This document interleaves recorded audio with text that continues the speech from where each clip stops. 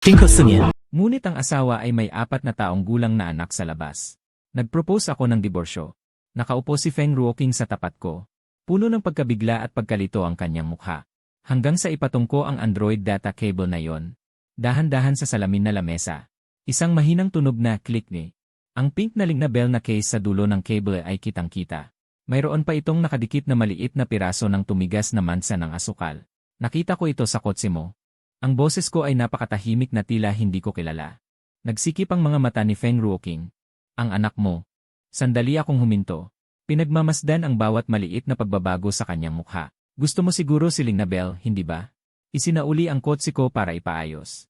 Nagkataong nasa biyahe si Feng Ruoqing. Kaya ginamit ko ang kotse niya papunta sa trabaho. Ang data cable na yon ay nakasaksak sa charging port ng center console. Ang pink na Ling Nabel na nakangiti. Nakalabas sa malinis na gray at itim na estilo ng sasakyan. Kilala ko si Feng Ruoqing. Mayroon siyang bahagyang siye. Nagpupursige ng lubos na kalinisan. Noong unang taon ng kasal namin, bumili ako ng strawberry beer na laruan para sa kanya sa night market. Kinabukasan nawala na ito. Hinaplos niya ang mukha ko. Malumanay ang kanyang tinig. Gusto ni Yaya sa kabilang bahay. Ibinigay ko sa kanya. Nalaman ko lang kalaunan mula sa kanyang kaibigan.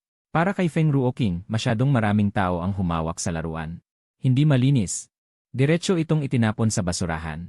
Nagsinungaling siya sa akin. Ang data cable na ito na may carton case.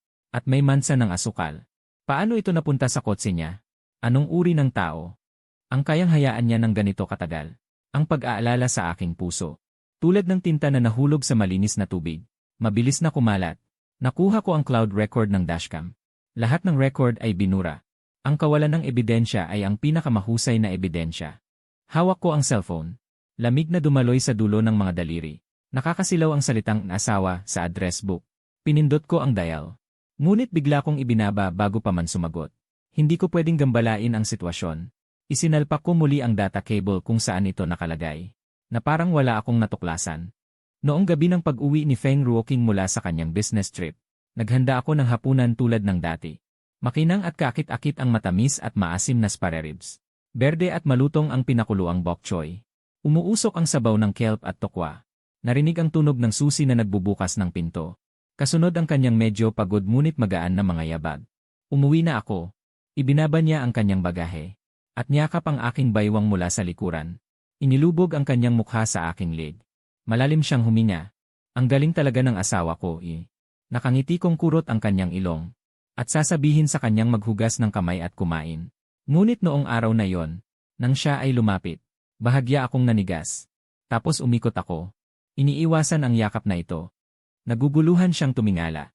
Anong nangyari sa'yo? Nagdalawang isip ako. Nagbigay ako ng palusot na hindi maganda. Hindi ka pa naliligo. Nang masabi ko ang mga salita, natawa ako sa sarili ko. Walang kakaibang amoy si Feng Ruoqing. Sa halip ay may matamis na amoy ng candy. Hindi ito ang paborito niyang pabango. Parang amoy ng mga candy ng bata. Isang nakakabaliw at nakakatakot na ideya.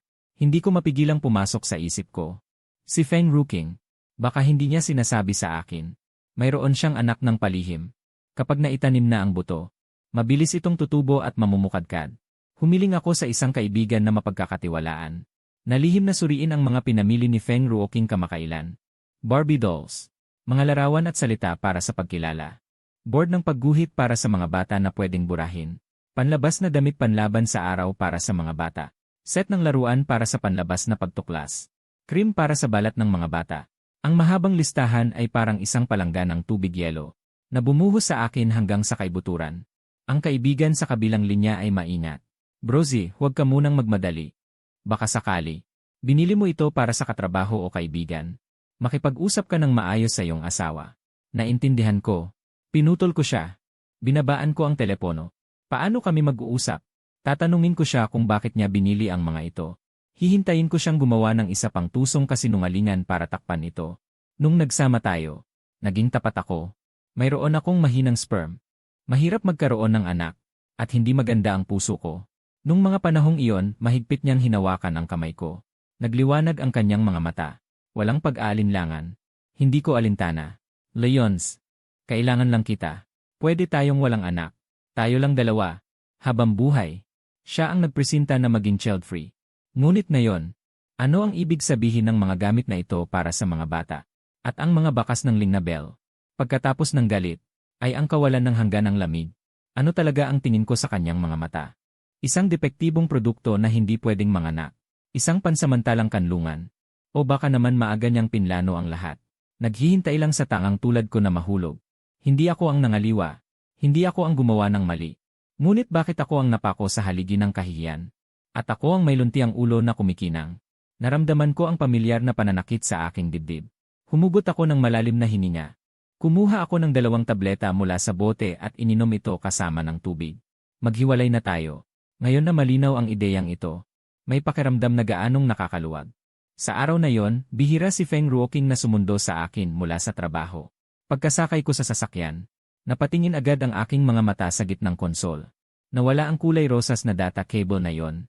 Pinalitan ito ng kanyang karaniwang puting Apple cable. Anong hinahanap mo? Habang pinapaandar niya ang sasakyan, tanong niya na parang walang halaga. Binalik ko ang aking tingin. Nagpanggap na kalmado.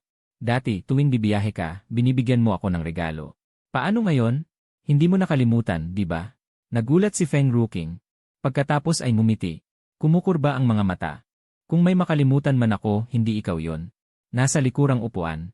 Kunin mo ang sarili mo. Talaga namang may nakitang isang pinong shopping bag. Sa pagbukas nito, ang ngiti ay napako sa aking mukha. Isang peres ng pajama na may disenyo ni Ling na bell. 103 sentimetro. Habang binibigkas ko ito, tumingala ako at tumingin sa rearview mirror. Agad na nagdilim ang mukha ni Feng Ruoqing. Hindi ito ang sukat ng isang nasa hustong gulang. Mabilis siyang nagbalik loob. Bumalik sa kalmadong tono. Ito nagkamali ng kinuha. Pinadala ito ng kasamahan ko para sa kanya. Gusto ito ng anak niya. Talaga ba? Itinupi ko ang pajama at ibinalik sa bag. Sige, tandaan mong ibigay bukas. Hindi ako naniwala sa isang salita sa kanyang paliwanag. 4 na taon na kaming kasal. 4 na taon na kaming child-free. Ang mga puna mula sa labas. Na tinanggal ko ang karapatan niyang maging ina. Tiniis ko lahat. Dahil naniniwala akong nasa iisang panig kami. Ngunit ngayon, ang patuloy na paglitaw ng mga bagay na Ling na bell. Parang malalakas na sampal. Nagumising sa aking pagiging kampante. Nagbago na siya. O masasabi ko pa, hindi ko talaga siya nakilala. Kung isipin ko mabuti, may mga palatandaan na noon pa man. May magnetic building blocks na lumabas sa sulok ng sala ng walang dahilan. Sinabi niya na binili niya ito para sa sarili niyang stress relief. Nahulog mula sa bulsa ng kanyang coat. Bumangon ang oso. Tiket ng pelikula. Sinabi niya na napilitan siyang sumali sa team building ng kumpanya. Learning machine para sa mga bata na ipinadala sa bahay. Sinabi niya na nagkamali ng address ang kanyang kasamahan. Dati ay nag-effort pa siyang itago. Ngayon ang pagmamahal sa anak ay labis na dumadaloy. Tila tamad na siyang itago. Minsan pa nga. Umuwi siyang lasing mula sa isang social event. Pumasok sa kama na basa ang buhok. Niyakap niya ako nang nakatingin na malabo. Bumulong. Magkaanak tayo. Para akong tinamaan ng kidlat noon. Alam na alam niya ang aking sitwasyon. Kung isipin ngayon, baka iyon ang paminsan-minsang pagpapalabas ng kanyang tunay na pagnanasa sa pagiging ina. O baka, mga walang kabuluhang salita lamang dahil sa alak. Ngunit sa anumang paraan, napatunayan nito ang kanyang pagnanais para sa pagiging ina. Hindi kailanman nawala. Ngunit mas maaga siyang umalis kaysa sa akin. May mainit na gatas at sandwich sa hapagkainan. May nakapatong na paalala sa tabi. Uulan ngayon. Tandaan na magdala ng payong. Mahal ka ng iyong asawa. Ang sulat ay maganda. Tulad ng dati. Hinawakan ko ang paalala na yon. Nagkakagulo ang aking isipan. Hindi maikakaila. Sa mahabang panahon sa nakaraan, si Feng Ruoqing ay isang walang kapintasang asawa. Naalala niya ang lahat ng aking gusto. Isinaalang-alang niya ang aking mahinang puso. Inalagaan niya ang aking dieta at pamumuhay ng walang kapintasan. Akala ko noon, ito ang pinakamatatag na anyo ng pag-ibig. Ngunit kailan ito nagbago? Gusto kong kumain ng lugaw. Hindi na siya nagmamaneho ng malayo sa gabi patungo sa lumang tindahan na 10 kilometro ang layo. Kundi hayaan na lang akong umorder ng sarili kong takeout.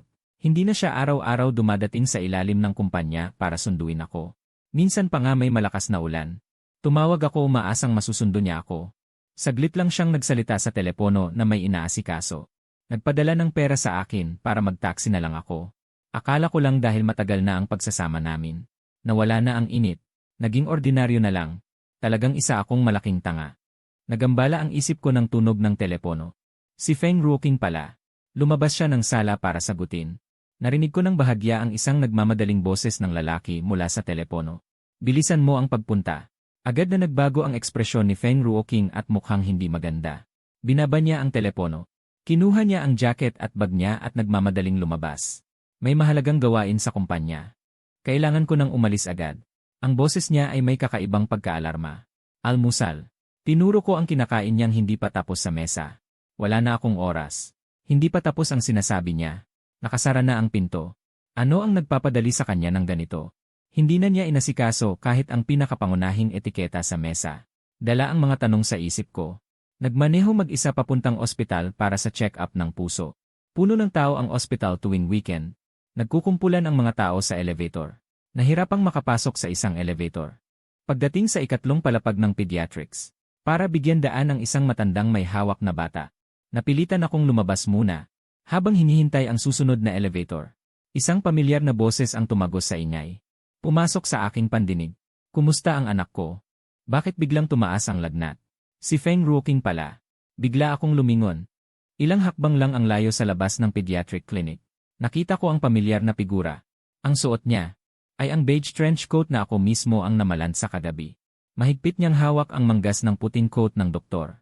Ang tono ng boses ay hindi ko pa naririnig na takot na takot. Pakiusap, doktor. Siguraduhing maibigay ang pinakamagandang single room. Ang anak ko ay nangangailangan ng katahimikan. Bahagyang naiinis ang doktor. Masikip ang mga kwarto. Walang mapipili. Kalma lang po ang kamag-anak. Hihintayin ang resulta ng blood test. Ang anak ko ay laging malusog. Ano na naman ang nangyari ngayon? Hindi siya tumitigil. Nawala ang dating kalmado at disente.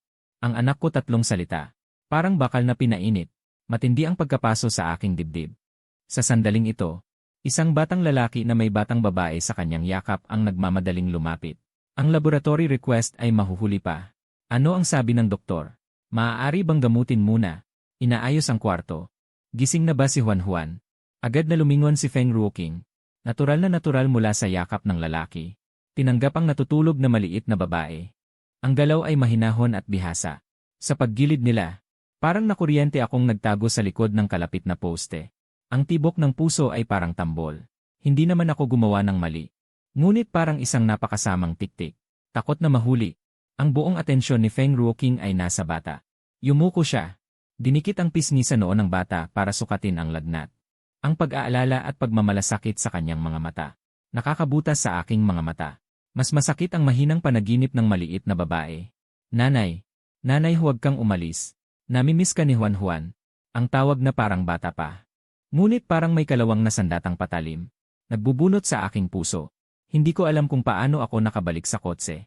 Bago pa paandarin ang makina. Muli akong tumingin sa pintuan ng ospital. Lumabas ang 3 miyembro ng pamilya. Ang maliit na babae ay nakadapa sa balikat ni Feng Ruoqing. Nakasuot ng kumikinang na bell na hair clip. Pula. Kumikislap. Nililibak ang 4 na taong kahangalan ko. Kaya naman pala. Lahat ng pahiwatig ay bumubuo ng isang malamig na tanikala. Na nagbubuklod sa akin. Peke ang pangako ng Dink. Peke ang kasal. Ang kabutihan niya sa akin. Gaano karami ang totoo. Nakadungaw ako sa manibela. Nararamdaman ko ang pagkitil sa puso. Mas matindi kaysa dati. Hindi lang pisikal na sakit. Mas higit na pagtataksil. Ang kahihiyan at kawalan ng pag-asa na pinaglaruan bilang tanga.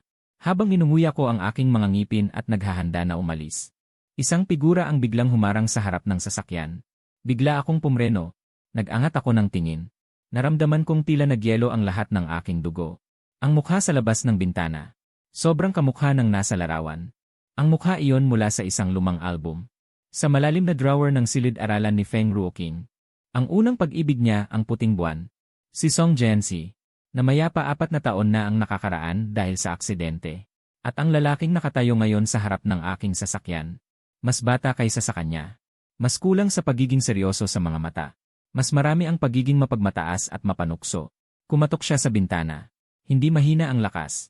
Ibinaba ko ang bintana. Tinitigan ko siya ng malamig. Leons. Umakyat ang sulok ng kanyang bibig. Sangiti, may halong hindi maitatagong pakiramdam ng superioridad. Hayaan mong ipakilala ko ang aking sarili. Song Zaizeu. Ang kapatid ni Song Jianxi. Hindi mo siguro kakaiba ang aking kuya. Lumalubog ang aking puso. Ang babae kanina. Ay sa inyo at ni Feng Ruoqing ba? Narinig ko ang aking sariling tinig na tuyo at garalgal. Sumagot si Song Zaizu ng diretsahan. Kinuha pa ang telepono. Binuksan ang album at inabot sa harap ko. Si Juan Juan ay anak namin ni Ruoking.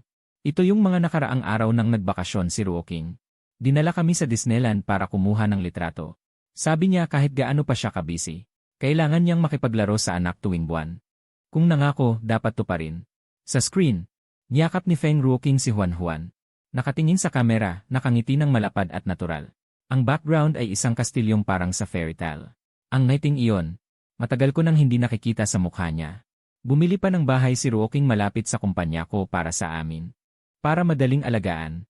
Araw-araw pagkatapos ng trabaho, dito muna siya dumadating. Pagkatapos saka siya uwi sa inyo. Dahan-dahang sinabi ni Song Zaizu. Bawat salita ay parang dagom na may lason. Lei, sinasabi ko ito sa'yo. Hindi para asarin ka. Sana lang ay pakawalan mo na. Para mabuo kami bilang isang pamilya. Hindi mo gugustuhing makita si Juan Juan na walang kumpletong pamilya. Tama ba? Isang pamilya. Ngumunguya ako sa tatlong salitang iyon. Pakiramdam ko ay napakamapanukso. Tinitigan ko siya. Pagkatapos ay isinubsob ko ang dalawang salita mula sa pagitan ng aking mga ngipin. Mas lalong sumakit ang dibdib ko. Namuo ang malamig na pawis sa aking noo. Lei, huwag masyadong padalos-dalos. Mapagmataas na sinabi ni Song Zaizu. Kung sasaktan mo ako, hindi ka mapapatawad ni Ruoking. Halos matawa na ako. Sa puntong ito, sino pa ang nangangailangan ng kapatawaran ng iba? Bigla kong pinindot ang gas. Sumugod ang sasakyan. Natakot si Song Zaizu at dali-daling umatras. Nadapa at bumagsak sa lupa. Mabilis akong nag-reverse. Itinutok muli ang harap ng sasakyan sa kanya. Matinding pinindot ang gas 2 beses. Ang ungol ng makina ay umalingaw sa bakanteng garahe. Pumuti ang mukha ni Song Zaizu. Nataranta kong hinugot ang cellphone. Mrs., tawagan mo na ang pulis. Si Leons, nabaliw na siya. Gusto niya akong patayin. Hindi ko siya pinansin. Iniikot ang manibela. Sumalpok sa tabi niya at mabilis na umalis. Sa rearview mirror, mukhang hirap na hirap siyang bumangon. Tinitignan ang direksyon ng buntot ng sasakyan ko. May madilim na tingin. Ngunit may kakaibang ngiti sa gilid ng kanyang labi. Nagpadala ng mensahe si Feng Ruoking. Mister, magdate tayo ngayong gabi. Huwag kalimutang bumili ng alak at kandila. Tinitignan ko ang mensaheng ito. Nalamigan ang aking puso. 8:00 na. Hindi pa siya umuwi. Hindi sinasagot ang telepono. Hindi nagre-reply sa WeChat. Binuksan ko ang kanyang moments. Pinakabagong post.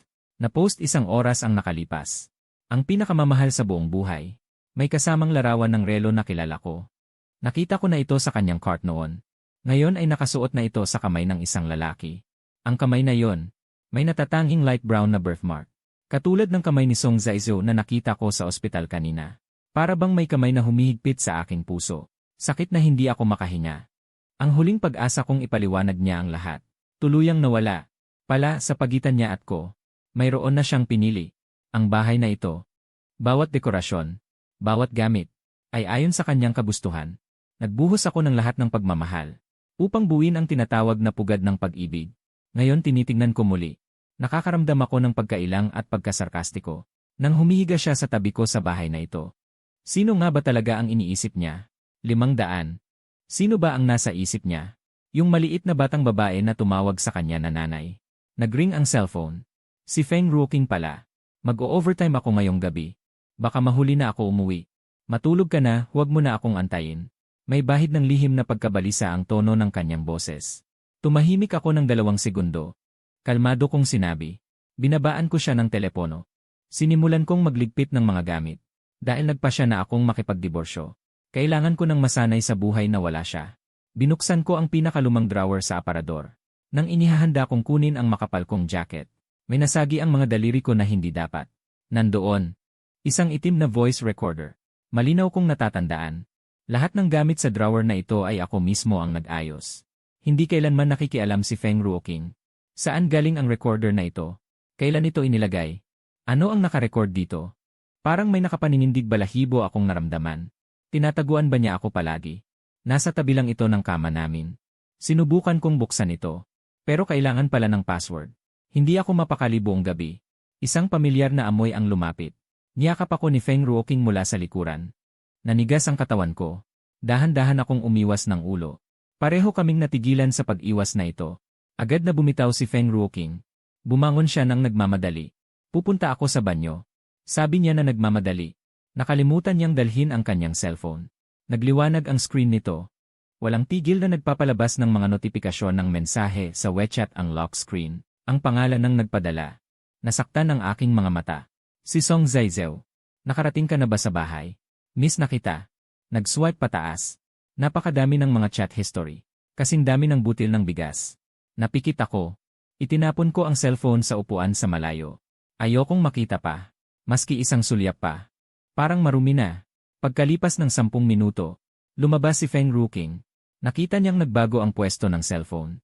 Bahagya siyang namutla. Ginagalaw mo ang cellphone ko. Tuloy-tuloy ang ring. Nakatalikod ako sa kanya. Puyat ang boses ko. Pupunta ako sa business trip bukas. Sinubukan niyang ipaliwanag ang mga mensahe. Nababahala ang tono niya. Napapikit ako. Tumanggi akong makinig sa pamamagitan ng katahimikan. Sa huli, napabuntong hininga siya. Mahinang sabi. Sa dilim. Nakadilat ako. Mula nang marinig ko ang imama sa ospital. Lubos nang nasira ang imahe ni Feng Ruoqing sa puso ko. Ano man ang sabihin niya o gawin. Parang may nakaharang na frosted glass na tinatawag na panloloko. Wala nang saysay ang pag-aaway. Gusto ko lang makatakas sa bangungot na ito sa lalong madaling panahon. Kinabukasan, pagkatapos kong ipadala ang package, umuwi ako. Pagpasok ko sa silid, nagpatuloy ako sa pag-aayos ng mga gamit. Biglang narinig ang pagpihit ng susi sa pinto. Kasunod nito ang boses ni Feng Ruoqing na may ngiti. Mabilis kang pumasok. Hindi masyado naayos nitong mga nakaraang araw. Medyo magulo. Huwag mo nang pansinin. May nagmamay-aring boses ng lalaki. Si Song Zaizeo pala. Malinaw na inakala nilang wala ako sa bahay. Narinig ko si Feng Ruoqing na masiglang nagpapatuloy sa sala. Nag-aalok ng tubig. Naghihiwa ng prutas. Bigla, huminahon ang boses ni Song Zaizeo at nagtanong. Nakuha mo na ba ang bagay na yon? Ang bagay. Bigla kong naalala ang voice recorder. Agad ko itong itinago sa maliit kong bag. Tapos pinigilan ko ang paghinga ko. Dahan-dahan akong nagtago sa malaking aparador sa silid tulugan. Nakasiksik sa likod ng mga makakapal na damit. Naririnig ang yabag papalapit sa silid tulugan. Binuksan ang drawer. Naririnig ang ingay ng paghalughog. Dito ko talaga nilagay. Bakit nawala? Tinig ni Feng Ruoqing na nagtataka at nababalisa. Sigurado ka bang hindi niya kinuha? Pumasok si Song Zaizeo sa silid. Nasa business trip siya ngayon. Nakita ko pa pagkaalis niya. Nandoon talaga. Tinig ni Feng Ruoqing na naiinis. Hinahanap nila ang voice recorder. At nakakainis pa. Akala ni Feng Ruoqing ay nasa biyahe na ako. Mabuti na lang at binago ko ang flight ko kanina pahapon. Nanlamig na sabi ni Song Zaizeo. May password ito. Kahit makuha hindi rin mapapakinabangan. Ano ba ang itinago nila sa voice recorder? Gusto lang ba akong piliting maghiwalay? Baka hindi lang iyon ang dahilan. Masikip at mainit ang hangin sa loob ng aparador. Basang-basa na ng malamig na pawis ang likod ko. Nang makumpirmang umalis na sila, saka lang ako bumaba na tila nawala ng lakas. Tumakbo ako sa study room. Kinuha ang lahat ng importanteng dokumento mula sa safe, bank card at passbook. Isinuksok sa maleta. Iniwan ko ang dating tahanan ng hindi lumilingon. May masamang intensyon si Song Zaizeo. Kailangan kong malaman kung ano ang laman ng voice recorder. Hinahanap ko ang kaibigan kong magaling sa teknolohiya. Binura ang password. Habang nasa kotse, naghanda ako ng matagal para sa sarili ko. Bago ko pinindot ang play button, ang mahabang bahagi sa unahan. Mga pangkaraniwang pag-uusap lang. Palaro namin ni Feng Ruoqing. Malinaw na naririnig ang tinig ni Feng Ruoqing at Song Zaizeo. Tahimik ang paligid. Parang nasa isang silid lang. Alam mo ba kung gaano karami ang kayamanan niya? Bakit mo siya ganyan pinagkakatiwalaan? Tinig ni Song Zaizeo. Pinaikot ng bahagya ang mata ni Feng Ruoqing. Nasa akin ang payroll card. Ang lalaki ay dapat may kaunting pera para sa sarili niya. Hindi ko inasikaso ang pera niyang kinikita sa labas. Basta nasa akin ang puso niya. Ang pera ay sa akin rin naman sa huli. Ngayong taon, binigyan niya ang nanay ko ng 500,000 para sa bahay. Hindi ba't maluwag din sa kanya? 500,000 lang para mapalayas ka. Bago pa sila magpakasal ang pera niya. Hindi mo na pag-ari yan. Kung gayon, anong gagawin natin? Hindi ba't nandyan na ang pagkakataon? Ganun kanya kamahal. Sisiguraduhin niyang ibibigay niya lahat para sa'yo. Ang mga sumunod na usapan ay mas hindi kaaya-aya. Tungkol sa kung paano unti-unting kukunin ang mga ari-arian ko. Pinag-usapan pa nila ang aking kalagayan. Mayroon silang nakakakilabot na plano sa kanilang mga salita. Pinatay ko ang recorder. Sandig sa sandalan. Ginaw na ginaw ang buong katawan ko. Hindi lang pala ito pagtataksil. Mayroon pang masusing pagbabalak. Mali pala ang pagiging child-free. Mali rin pala ang pag-ibig. Kahit ang pagmamalasakit na ipinapakita niya araw-araw. Maaaring isang palabas lamang para sa aking ari-arian at kalusugan. Ano na ang susunod? Hayaan mong atakihin ako ng sakit sa puso. Gumawa ng isang aksidente. Hindi ko na kayang isipin pa. Simula ngayon, kailangang magpalit ng mandaragit. Naantala ang flight pauwi mula sa business trip. Nang lumabas ako ng airport dala ang aking maleta. Madilim na ang paligid. Nagliwanag ang screen ng telepono sa likurang upuan ng taxi. May lumabas na hindi kilalang mensahe. Hotel Hailu Room 7,603. May sorpresang naghihintay. Biglang nanikip ang dibdib ko. Sorpresa. O isa na namang patibong. Halos nahulaan ko na kung sino ang may kagagawa nito. Hindi na mapigilan ni Song Zaizou. O si Feng Ruoqing ba ang may pakana kasama niya? Magbago ng patutunguhan patungong Hotel Hailu. Binanggit ko ang address. Bahagyang tuyo ang aking boses. Hindi ko maiiwasan ang kailangang harapin. Isa sa uli ang maleta sa counter. Umiakyat ang elevator ng dahan-dahan. Ang mga pader na metal ay nagpakita ng aking mahigpit na mukha. Makapalang karpet sa pasilyo. Walang tunog ang mga yapak. Lalong nagdagdag ng pagkabagabag. Nakatayo sa tapat ng pintuan ng silid 7,603. Iwinasiwas ko ang aking kamay at ibinaba ulit. Tahimik sa loob. Habang nagdadalawang isip ako, tumingunog ang elevator. Ang pamilyar na tawanan ay papalapit mula sa malayo. Mas masarap pa rin sa tingin ko ang may nyog. Si Song Zaizou. Gusto mo?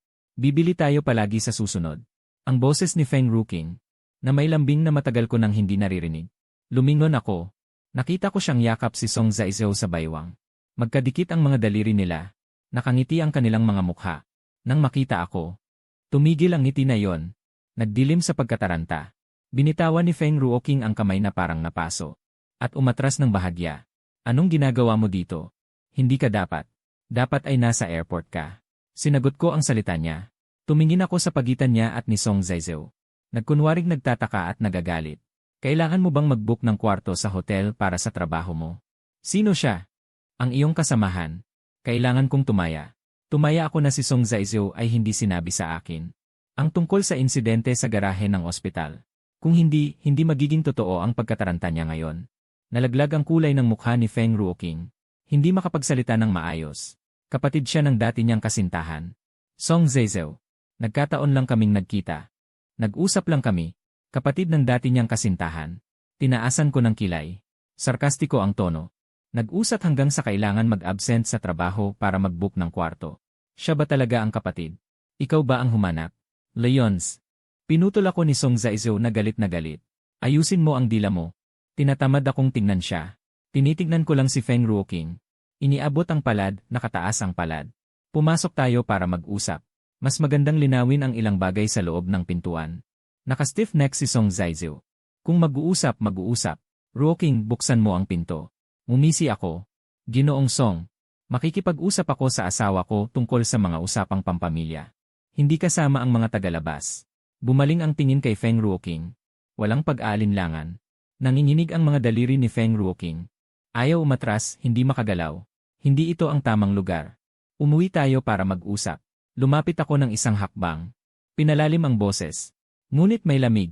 Hindi ba't ito ang lugar na pinili nyo para pag-usapan ito? O kaya naman, ito ang inyong pugad ng pag-ibig ni Song Zaizou. Baka marumihan ang lugar ninyo kung pumasok ako. Hindi po. Halos maiyak na siya sa pagmamadali. May pawis na tumatagaktak sa kanyang noo. Nawalan na ako ng pasensya. Inilabas ko ang telepono at inalog. Yung kanina paglabas mo ng elevator. Ne-record ko. Feng Ruoqing.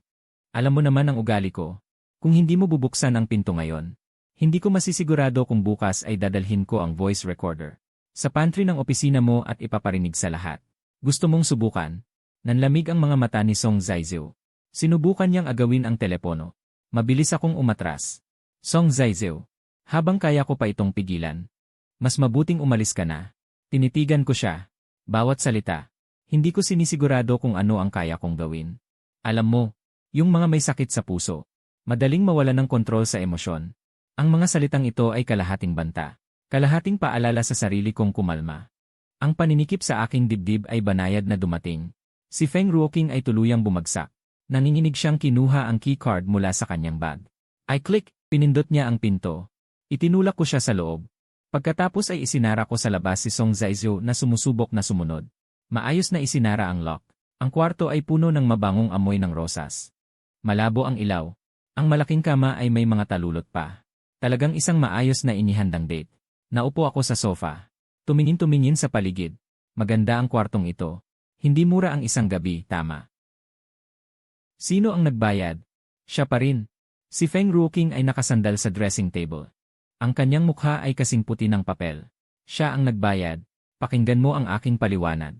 CJ, bibigyan kita ng pagkakataon. Pinutol ko siya. Sumandal pa sulong. Nakatuon ang tingin ko sa kanya. Feng Ruoqing, sabihin mo nga sa harap ng Diyos. Gumawa ka ba ng bagay na nakasakit sa akin? Sabihin mo ang totoo ngayon. Baka maalala ko pa ang dating pagmamahal. Naguguluhan ang mga mata niyang gumagala. Nanginginig ang mga labi. Wala akong ginawa. Tinitignan ko si Zhu bilang kapatid. Nagkasakit siya. Walang nag-aalaga sa kanya dito ng mag-isa. Paminsan-minsan ko lang siyang binibisita. Malinis kami sa isa't isa. Halos matawa na ako. Sa puntong ito, ginagamit niya pa rin ang dahilan na nagkasakit ang kapatid niya. Hindi pa nga niya binabanggit si Juan Juan. Tinago niya ng husto ang batang iyon. Takot kang masaktan ako. O sa tingin mo talaga hindi ako karapat-dapat malaman yon? Naniniwala ako sa'yo. Tumango ako. Tumayo. At ang tono ko ay nakakatakot na mahinahon. Yunzi. She made a mistake. Seemed she didn't expect me to be so easy to appease. I believe you. I'll repeat myself. Open the door. We have nothing more to discuss. She wanted to catch up. Don't follow. I turned back and gave her one last look. That gaze was probably so cold it made her heart race. Feng Ruoqing, take care of yourself. The door closed behind me, cutting off her voice, and also seemed to sever the last, faltering connection in my heart. I took a taxi straight to another hotel. I need a place that's absolutely quiet, to clear in my head, and make a plan. I can't be on the defensive anymore. I slept until the next afternoon. The phone was filled with dozens of missed calls and text messages. Si Feng Ruoqing lang. Hindi ko pinapakita ang aking emosyon habang pansamantala siyang tinatanggal sa aking blacklist. Nagpadala ako ng isang mensahe. Bukas ng 10:00 ng umaga. Sa Cass Cave. Doon tayo dati madalas pumunta. Mahilig siya sa pour-over doon. Pumili doon. Para sa kabalbalan ng pagsasamang ito. Isang mapanuksong pagtatapos na seremonya. Agad siyang sumagot. Maliwanag ang panahon kinabukasan. Ngunit nakakasilaw sa akin ang araw. Lalim ng mga mata ng lalaki sa salamin. Mahigpit ang panga. Sabi ko sa sarili ko, Leons, tapos na dapat ito. Dumating si Feng Ruoqing sa tamang oras. Nakaayos ang ayos. Ngunit hindi maitago ang pagod at pagtatago sa kanyang mga mata. Katulad pa rin ng dati. Dagdag gatas lang. Nagtanong ako mismo.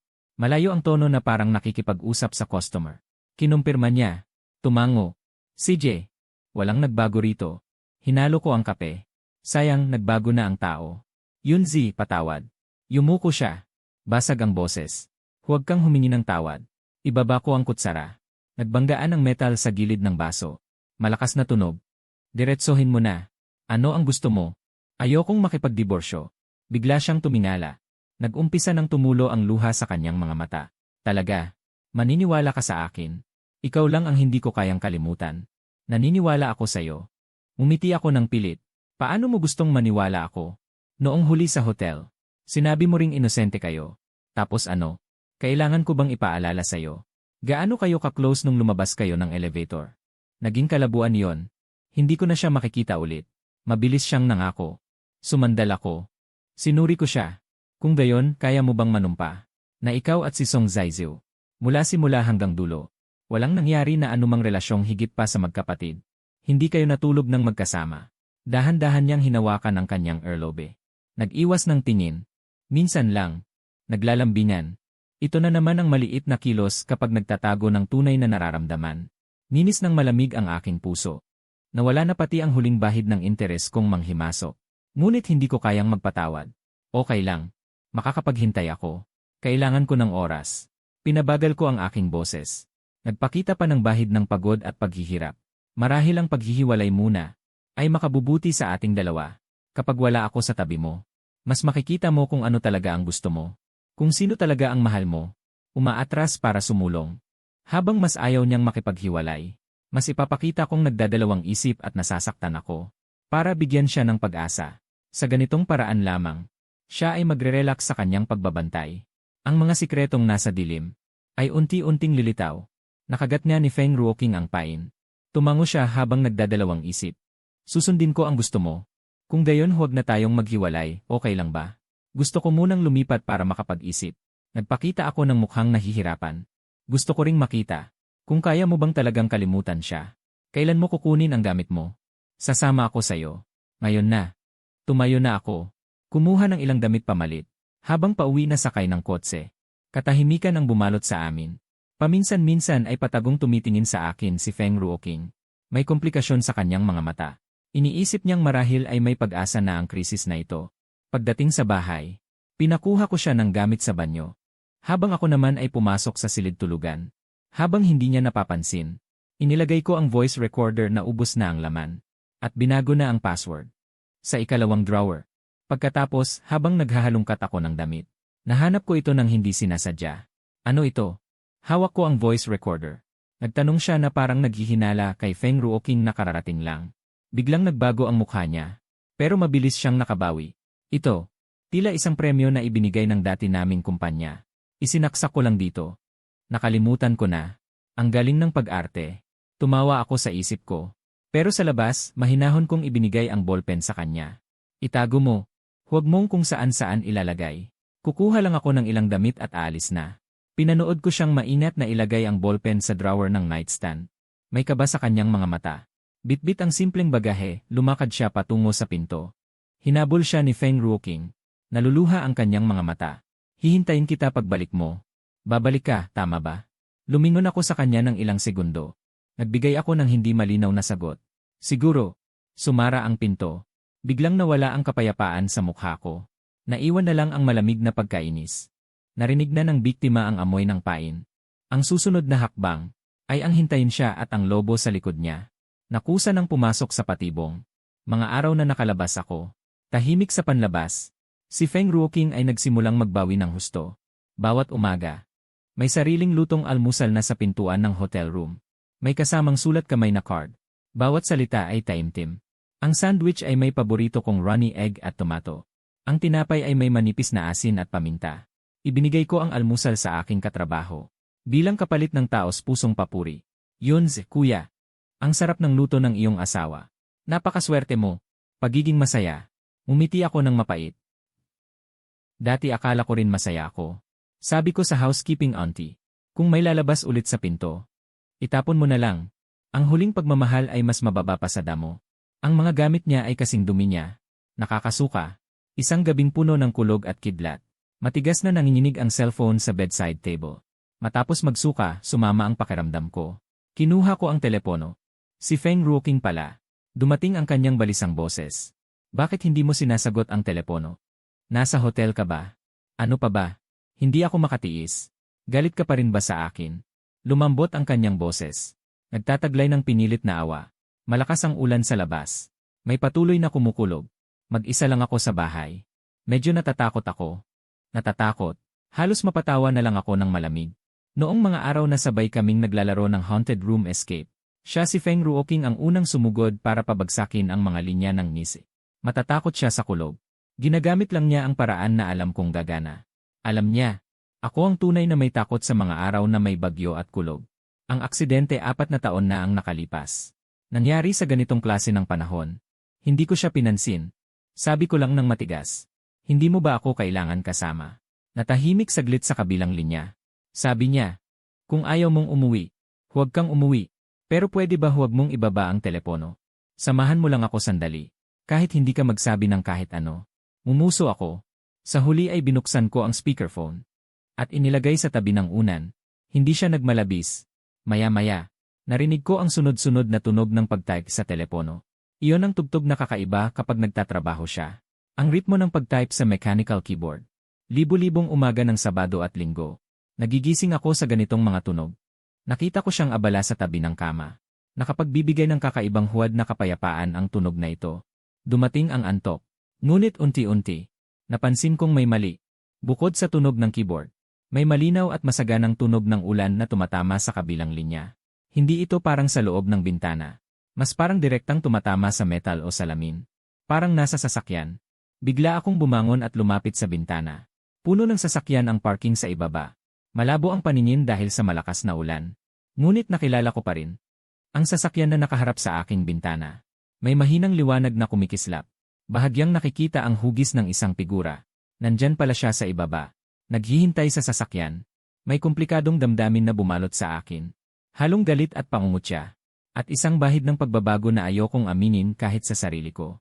Ngunit agad ko itong pinatay. Naisip ko ang pagmamanipula sa voice recorder. Naisip ko ang plano niya at ni Song Zaizu. Narinig ko ang tawag ni Juan na mamay. Kailangang tumigas ang puso ko. Hinila ko ang kurtina. Bumalik ako sa kama. Ngunit hindi na ako nakatulog sa gabing iyon. Hindi na pwedeng ipagpabukas pa. Nag-text ako sa kanya. Magkita tayo bukas. Sa dati nating tagpuan. Tapusin na natin to. Kinabukasan. Napakalungkot ni Feng Ruoqing. Walang makeup. May pasa sa ilalim ng mata. Huwag ka nang gumawa pa ng walang kwentang bagay. Diretso na ako sa punto. Inimbitahan kita ngayon. Para formal na ipaalam sa'yo. Nahihiwalayan kita. Walang mapag-uusapan pa. Bakit? Bulong niya. Naluluha siya. Ano ang mali sa akin? Inilabas ko mula sa bag ang isang malinaw na resealable bag. Dahan-dahan ko itong itinulak sa harap niya.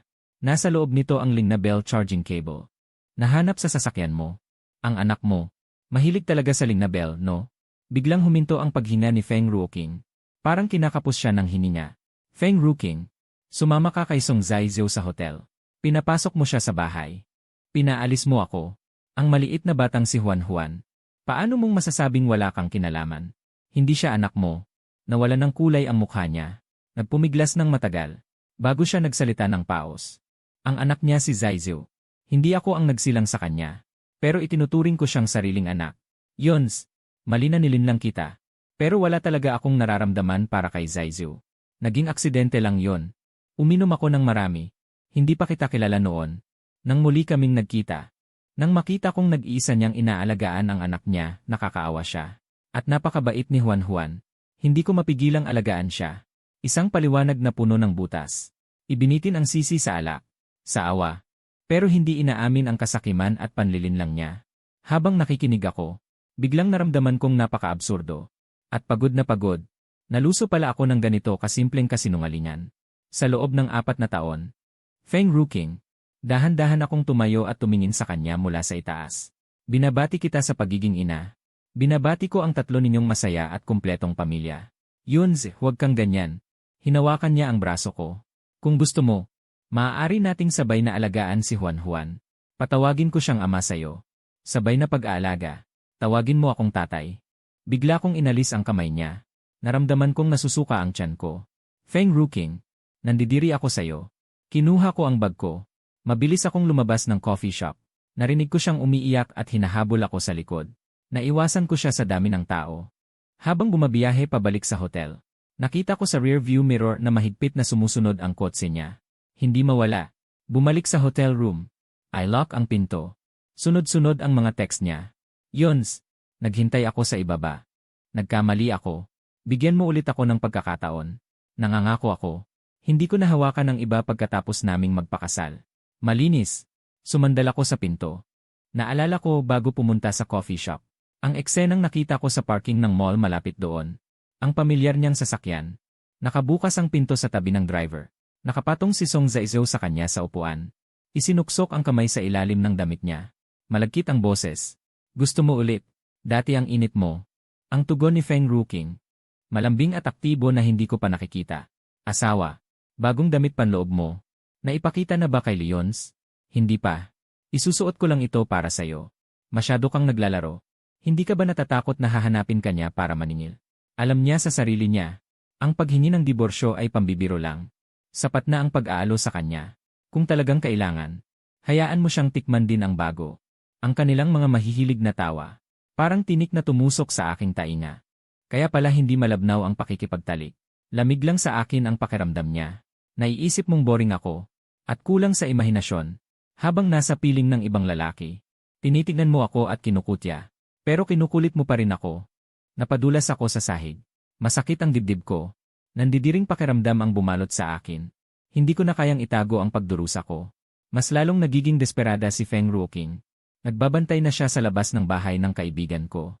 Umiiyak na humihingi ng tulong. Halos magpasimula ng gulo na ikapapaaresto sa kanya. Tumawag ang kaibigan ko sa akin. Dali kang pumunta rito. Talagang mahirap na ito, kapatid. Kailangan ko siyang makipagkita ulit. Sa pagkakataong ito, ako ang nag-alok na umuwi para kumuha ng gamit. Sa daan, maingat niyang pinagmasdan ang mukha ko. May pag-asa sa kanyang mga mata. Inakala niyang nagpapalambot na ako. Pagdating sa bahay, pinatulong ko siya sa pag-aayos ng gamit ko sa banyo. Habang ako naman ay pumasok sa silid. Para ilagay ang isa pang nakahanda. Ang isang recording pen na puno ng detalye. Sa drawer na yon. At pagkatapos ay sinadya kong malaman habang siya ay papasok. Ang piraso ng ebidensya. Paano nandito pa rin ang recording pen na ito? Sumimangot ako. Hindi ba sabi ko sa iyo na itago mo ito noong nakaraan? May bahagyang pagbabago sa mga mata ni Feng Ruoqing. Nakalimutan ko. Aayusin ko na ito ngayon. Binuksan niya ang drawer ng bedside table. Maingat niya itong inilagay sa loob. Ang kanyang maingat na kilos. Tila hindi lang isang simpleng ballpen ang inilalagay niya, kundi isang napakahalagang kasunduan. Ngumisi ako sa aking isipan. Muli kong inilagay ang pain. Habang dinadala ko ang aking simpleng bagahe paalis. Naiiyak siya sa may pinto. Hihintayin kita pagbalik mo. Siguro, iniwan ko ang parehong sagot. Alam ko, mabilis niyang pakikinggan ang bagong laman ng recording pen. At ang impormasyon sa loob nito. Magsisigurado sila ni Song Zaiziu. Mayroon pa akong mapagkukunan.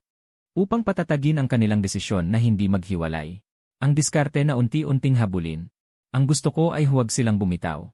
Tanging kung mananatili silang nakakapit sa kondisyon na hindi maghiwalay. Maraming mga aksidente at salungatan sa hinaharap. Ay magiging natural na.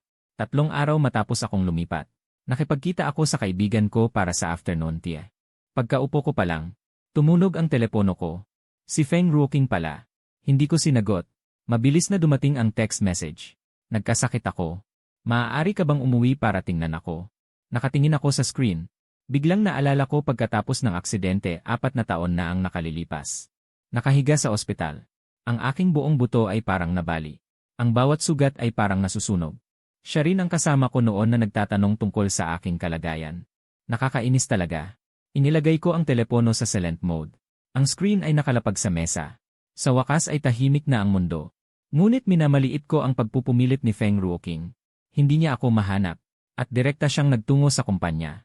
Nang tumunog ang telepono ng receptionist. Nagpupulong ako. Napilitan akong. Nakipagkita ako sa kanya sa coffee corner sa ibaba ng kumpanya. Mukha siyang mas malala. Ang mga ugat ng dugo sa kanyang mata ay halata. Ilang araw na ito. Matapos kang lumipat.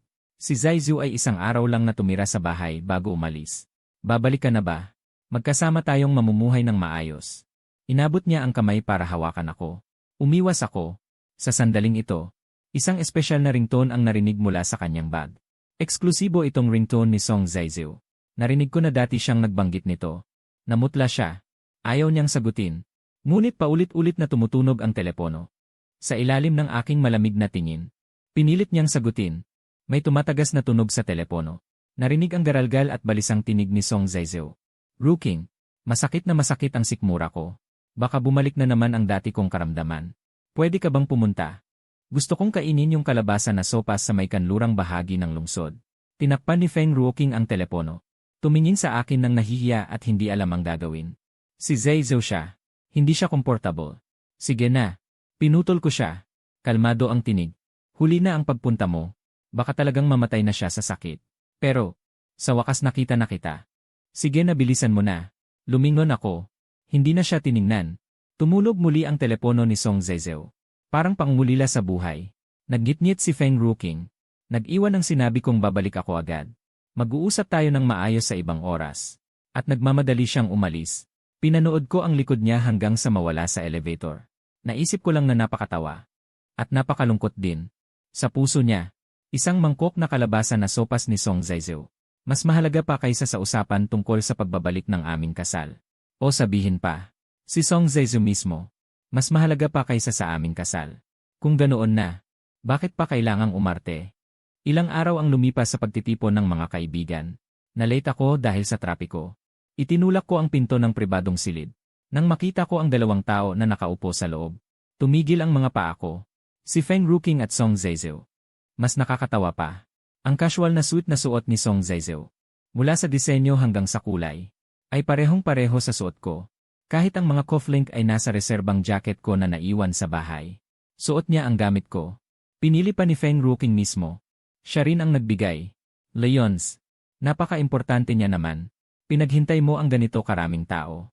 Si Song Zaizhou ang unang nagsalita. May pagkasarkastiko. Napangiti ako. Sinabi ko sa mga kaibigang nagtipon. Ako na ang bahala sa bayarin. Paumanhin, nahuli ako. Sige, ikaw na ang bahala. Ngumiti si Song Zaizhou. Mukhang pareho kami ng panlasa ni Yili. Magkapareho pa ng suot na damit. Trend follower. Hinila ko ang upuan at umupo. Diretso siyang tiningnan. Hindi nakakapagtaka ang magkaparehong panlasa. Ang nakakapagtaka ay, may mga taong gustong-gusto ang mga bagay na pinag-iwanan lang ng iba. Tapos itinuturing pa itong kayamanan. Sumulyap ako kay Feng Ruoqing na may patutsada. Namutla si Feng Ruoqing. Sinamaan niya ako ng tingin, hindi nagsalita. Nagalit si Song Zaizhou. Nagsisimula na siyang magalit. Agad na pumagitna ang mga kaibigan. Tama na, tama na. Napakadalas ng ating pagkikita. Maglaro na lang tayo. Paano kung truth or dare? Sumang-ayon ang lahat na nagtutulakan. Hindi biro ang parusa. Ang matalo ay magdadamay ng isang lalaki o babae sa lugar, magkahawak kamay. At maghahalikan ng 1 minuto. Pagkatapos ng ilang rounds, tumigil ang dice sa harapan ni Feng Ruoqing. Natalo siya. Lahat sila nakatingin sa kanya. Tumingin siya sa akin. Seryoso ang atmosphere. Nakasimangot si Feng Ruoqing. Nagkunwari siyang tahimik ng ilang segundo. Tapos itinuro niya si Song Zaizhou. Siya ang pipiliin ko. Agad na natuwa si Song Zaizhou. Tumayo at lumapit. Hinila niya sa harap ng lahat si Feng Ruoqing papalapit. Yumuko at humalik. Hindi ito pagpapanggap. Bagkus ay isang mahaba at malalim na 1 minuto. Nagkaroon ng mga sigawan at sipol sa paligid. Naupo ako kung saan at tahimik na nanonood. Parang nanonood ng isang palabas na walang kinalaman sa akin. Bahagyang manhid ang sakit ng aking puso. Ngunit higit pa rito ay ang lamig. Nang matapos ang halik, niyakap ni Song Zaizhou ang baywang ni Feng Ruoqing. Tumingin siya sa akin na parang nanunukso. Isang maliit na laro. Baka naman duwag ka, Lije. Kaya kong laruin. Tumango ako. Matalino ka. Naniningil si Song Zaizhou. Gayunpaman, alam na alam niya ang tungkol kay Ruoqing at ako. Tapos nandito pa siya para magkunwaring walang nangyari. Isinilang ka bang mahilig magsuot ng sombrero ng ibang lalaki? O talagang hindi mo siya mahal? Sobrang ina niyan. Nagbago ang ekspresyon ng mga kaibigan sa tabi. Hinila ni Feng Ruoqing si Song Zaizhou. Huwag mo nang sabihin. Nagkamali ba ako? Hindi bumitaw si Song Zaizhou. Kung mahal ka niya talaga, hihintayin niya pa ito. Song Zaizhou. Isang kaibigang mainitin ang ulo ang tumayo. Linisin mo ang bibig mo. Binibigyan ka ba ng dignidad ni Yunzi? Nakisawsaw sa kasal ng iba tapos ang yabang pa. Napangisi si Song Zaizhou. Kung hindi lang namatay ang kuya ko. Kung hindi lang mahina ang katawan ni Leons. Sa baybayin, biglang pinalakas ni Feng Ruoqing ang boses niya. Nagsalita siya ng mahigpit para putulin ito. May bakas ng takot sa kanyang mga mata. Nahuli ko ang bakas ng takot na yon. Ganito na naman. Sa tuwing lumalapit ang usapan sa isang partikular na punto, agad niya itong pinipigilan ng may matinding kaba. Ano ang kanyang itinatago? Nagalit din ang isa pang kaibigan. Huwag mo na akong isama sa mga ganitong tipon na may kasamang tagalabas. Ano kapatid na lalaki? Kung nagtataksil ka, magtaksil ka na lang. Bakit ka pa nagpapanggap? Naging malamig ang sitwasyon. Tumayo ako. Ngumiti ako ng may paghingi ng paumanhin sa aking mga kaibigan. Pasensya na. Nasira ko ang kasiyahan nyo. Binayaran ko na ang bill. Sige na, magpatuloy kayo. Aalis na ako. Lumabas ako ng silid. Narinig ko ang mabilis na pagtawag ni Feng Ruoqing mula sa likuran ko. At that, with Song Zaizhou not ceasing in his calls, I didn't turn my head. If it were before, seeing such a scene, hearing such words, I would have probably been heartbroken to death. But now, and my heart feels frozen. Only clear reason and hatred remain. Indeed, people only know to turn back. After hitting a wall, their heads bloody. After the gathering broke up unhappily, Feng Ruoqing seemed to be held up Eli Song Zaizhou or Huan Huan. I had a few days of peace. I thought I could catch Enla breath. I didn't expect her to make a comeback so soon. And become even more intense. At the hotel room door, her handmade breakfast started appearing again. The accompanying card. Upgraded from me, I'm sorry to, please come back. I can't live without you. I had the cleaning lady throw it away directly. She started staking out downstairs from the company. Nakasalubong ko siya sa paborito kong kainan. Nakita kong mula sa pagkabagot noong una, naging parusa sa isipan at pagkapagod. Nang kahit isang gabing bumabagyo, tumawag siya ulit. Sa pagdadahilang takot sa kulog. Nakiusap na samahan ko siyang mag-usap. At alam ko, nandoon lang sa ibaba ang sasakyan niya sa likod ng ulan. Ang ganitong pagkakakapit dahil sa pag-aawa sa sarili. Nagparamdam lang sa akin ng pagkasakal at pagpapatawa. Nakipagkita ulit ako sa kanya. Ang lugar pa rin iyon. Sa pagkakataong ito dala ko ang lahat ng mga kailangan. Tila mayroon siyang pag-asa. Wala akong anumang bati. Diretso kong inabot ang isang dokumento. Pinirmahan ko na ang kasunduan sa diborsyo. Tingnan mo. Kung walang problema, pirmahan mo na. Malinaw ang paghahati ng ari-arian. Ang bahay ay aking pag-aari bago ang kasal. Para sa iba pang magkasalungat na bahagi. Pag-uusapan natin kung magkano ang gusto mo. Biglang nawala ang kulay sa mukha ni Feng Ruoqing. Tiningnan niya ang kasunduan. Tila tinitingnan niya ang isang ahas. Hindi ako pipirma. Tinulak niya ang dokumento palayo. Nanginginig ang boses. Yunzi, talaga bang wala na tayong pag-asa? Hindi mo pwedeng. Bigyan mo pa ako ng isang pagkakataon. Ang sagot ko ay matatag. Tinitigan niya ako ng husto. Ang tingin mula sa pagmamakaawa. Unti-unting naging malamig. May bahid pa ng bagsik. Dahan-dahan siyang umupo ng tuwid. Iniwas niya ang kanyang kalunos-lunos na anyo. Leons, kailangan mo bang magdiborsyo? Sana hindi ka magsisi. Hinawakan niya ang bag. Tumayo at umalis. Nakasama sa bawat hakbang ang naggangalit na determinasyon. Pagsisisi. Ano ang dapat kong pagsisihan? Nagsisisi na hindi ko siya nakilala ng maaga. Nagsisisi na ang 4 na taong ito ay sinayang ko lang. Sa simula hindi ko masyadong pinansin ang kanyang mga banta. Hanggang 3 araw pagkatapos. Bumalik ako para kumuha ng mga damit na pang-ibang panahon. Isinaksak ko ang susi sa butas ng susi. Ngunit hindi ko ito maikot kahit anong gawin ko. Pinalitan ang lock. Napako ako sa pintuan. Nanginginig ang telepono. Dumating ang text message ni Feng Ruoqing gaya ng inaasahan. Sinabi ko, huwag kang magsisi. Pinalitan ko ang kandado ng pinto namin sa bahay. Gusto mong maghiwalay? CJ, tignan natin kung sino ang mas makakatiis. Yung kalahati ko rin itong tahanan. Kung hindi mo ako pabubutihin, walang makakabuti. Nanginginig ako sa galit. Tinawagan ko siya kaagad. Pumunta ako sa opisina niya. Sabi ng front desk, nag-annual leave siya. At nagbabakasyon. Gusto niya bang talagang magmatigas? Gamitin ang pagpapaliban. At sabay na inaangkin ang bahay ko. Tinawagan ko ang kaibigan kong abogado. Sinabi ko ang sitwasyon. Ngalak sa kausap ang kaibigan ko sa telepono. Nabaliw na ba siya? Ang bahay na iyan ay binili mo bago kayo ikasal, buwang bayad. Anong kinalaman niya dyan? Pinalitan pa ng kandado. Hintayin mo. Tatawagan ko kaagad ang lock company para sa'yo. Tapos idemanda mo siya sa illegal na pag-okupa. May silbi ba ang pagpapalit ng kandado? Mapait akong napangiti. Kung kaya niyang magpalit ng 1 beses, kaya niya rin ulitin. Hindi ba't magiging parang away na walang katapusan ito? Ano ang plano mo ngayon? Tinitingnan ko ang nakasaradong pinto sa aking harapan. Isang ideya ang naging malinaw. Ibenta ang bahay. Dahil ang tahanan na ito ay nabastardo na. Napuno ng alaala ng panlilinlang at pagtataksil. Pananatilihin lang nito ay para isuklam ang sarili. Mas mabuti pang tuluyan ng ibenta. Tapusin na ng tuluyan. Tahimik sandali ang kaibigang abogado. Tanggalin ang ugat ng problema. Pero kailangan mo munang ibalik ang susi. Alisin ang gamit niya. Baka hindi mabenta. Naghahanap ako ng lock expert. Sa pagbukas ng pinto, may kasamang halong amoy. Amoy usok at tila nabubulok na nalanghap. Sunod-sunod na nakatambak ang mga takeout box. May nakakalat na ginamit na kondom sa sofa. Mas lalong hindi magandang tingnan ang silid tulugan. Magulo at marumi ang mga kumot. Nakalalatag ang damit ng lalaki at babae sa sahig. Mayroon pa ring hindi ubos na merienda at basyo ng bote ng alak sa tabi ng kama. Buong bahay. Parang maruming tapunan ng basura. Isang pugad ng kalibugan.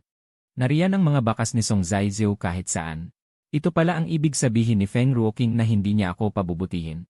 Sisirain ang dating iginagalang kong tahanan sa ganitong paraan. Nakatayo ako sa gitna ng sala na parang wasak. Walang galit. Tanging kawalan at malamig na kawalan. Nababaliw na nga siya. O baka ito ang tunay niyang pagkatao pagkatapos hubarin ang kanyang pagkukunwari. Napakatindi ng kanyang pagiging possessive. Kung hindi niya makuha, sisirain niya. Tumawag ako para sa malalim na paglilinis. At nakipag-ugnayan sa ahente ng ari-arian. Kailangang maibenta agad ang bahay na ito. 1 linggo pagkatapos, bumalik si Feng Ruoqing. Siya ang unang kumontak sa akin. Sabi niya, gusto niya akong imbitahin sa isang hapunan kasama si Song Zaijiu. Para pag-usapan ng maayos. Sumisikat ang araw mula sa kanluran. Gusto kong makita. Anong masamang balak pa ang magagawa nila? Sa restaurant. Hindi pa dumarating si Song Zaizeo. Inihagis ni Feng Ruoqing sa akin ang menu. Ang tono niya ay nagkukunwaring malamig. Yunzi, ikaw ang bisita ngayon. Ikaw ang umorder. Hindi ako nag-abala. Umorder ako ng ilang putahe ayon sa aking panlasa. Nang dumating na ang lahat ng pagkain, lalong nalulumo ang mukha ni Feng Ruoqing. Karamihan sa mga pagkain sa mesa, paborito ni Song Zaizeo. Lalo na ang pinatamis na hipon at ang malamig na gulay na may kulantro, na alam niyang hindi kailanman kinakain ni Leonzi. Leonzi, ano ang ibig mong sabihin? Tinitigan niya ako. Hindi ba't hindi ka kumakain ng hipon? At kulantro. Kumuha ako ng isang hipon. Dahan-dahan ko itong binalatan. Nagbabago ang panlasa ng tao. Parang dati lang. Nasa matamoy ako lang. Ngayong nagbago na. Tuminala ako at tiningnan siya. O kaya naman, nalito ka ng mga gusto ko at ni Song Zaizeo. Mas masigasig pa sa pag-aalaga sa akin. Napakapula ng mukha ni Feng Ruoqing. Hindi na siya nagsalita. Nagpatuloy na lang sa pag-inom. Dumating si Song Zaizeo na nahuli. Pumasok siya ng walang pakundangan. Lumapit siya at hinalikan si Feng Ruoqing. Pagkatapos ay sinenyasan niya ako gamit ang kilay. Nandito pa ang dating asawa. Hindi ka ba tututol kung makikikain ako? Agad niyang binigyan ng label ang aking pagkatao. Bulong ni Feng Ruoqing. May halong lasing. Pero malapit na. Tumawa si Song Zaizeo. Hinawakan niya ang isang keychain. Nakasabit dito ang ilang bagong susi. Pinalitan ko na ulit ang mga kandado sa bahay. Hindi ko na papapasukin ang mga walang kwentang tao sa bahay namin. Ang mga basura niya, pinakuha ko na sa mga nangangalakal ng basura. Hindi tayo nagtatabi ng basura sa bahay natin. Nakatingin ang aking mga mata sa mga susi. Pagkatapos ay tumingin kay Feng Ruoqing. Hindi niya itinanggi ang kanyang pagyuko. Kaya pala, hindi lang mga kandado ang pinalitan. Pati mga gamit ko ay tinanggal na. Gusto mong angkinin ng buo ang aking bahay. Ibinalibag ko ang aking mga chopstick. Pinunasan ko ang aking bibig. Ang bahay na iyon ay personal na ari-arian ko bago kami ikasal. Iligal ang pag-agaw ninyo. Pwede ko kayong ireklamo sa pulis. Malakas na tumawa si Song Zaizeo. Dating asawa. Sino ang tinatakot mo?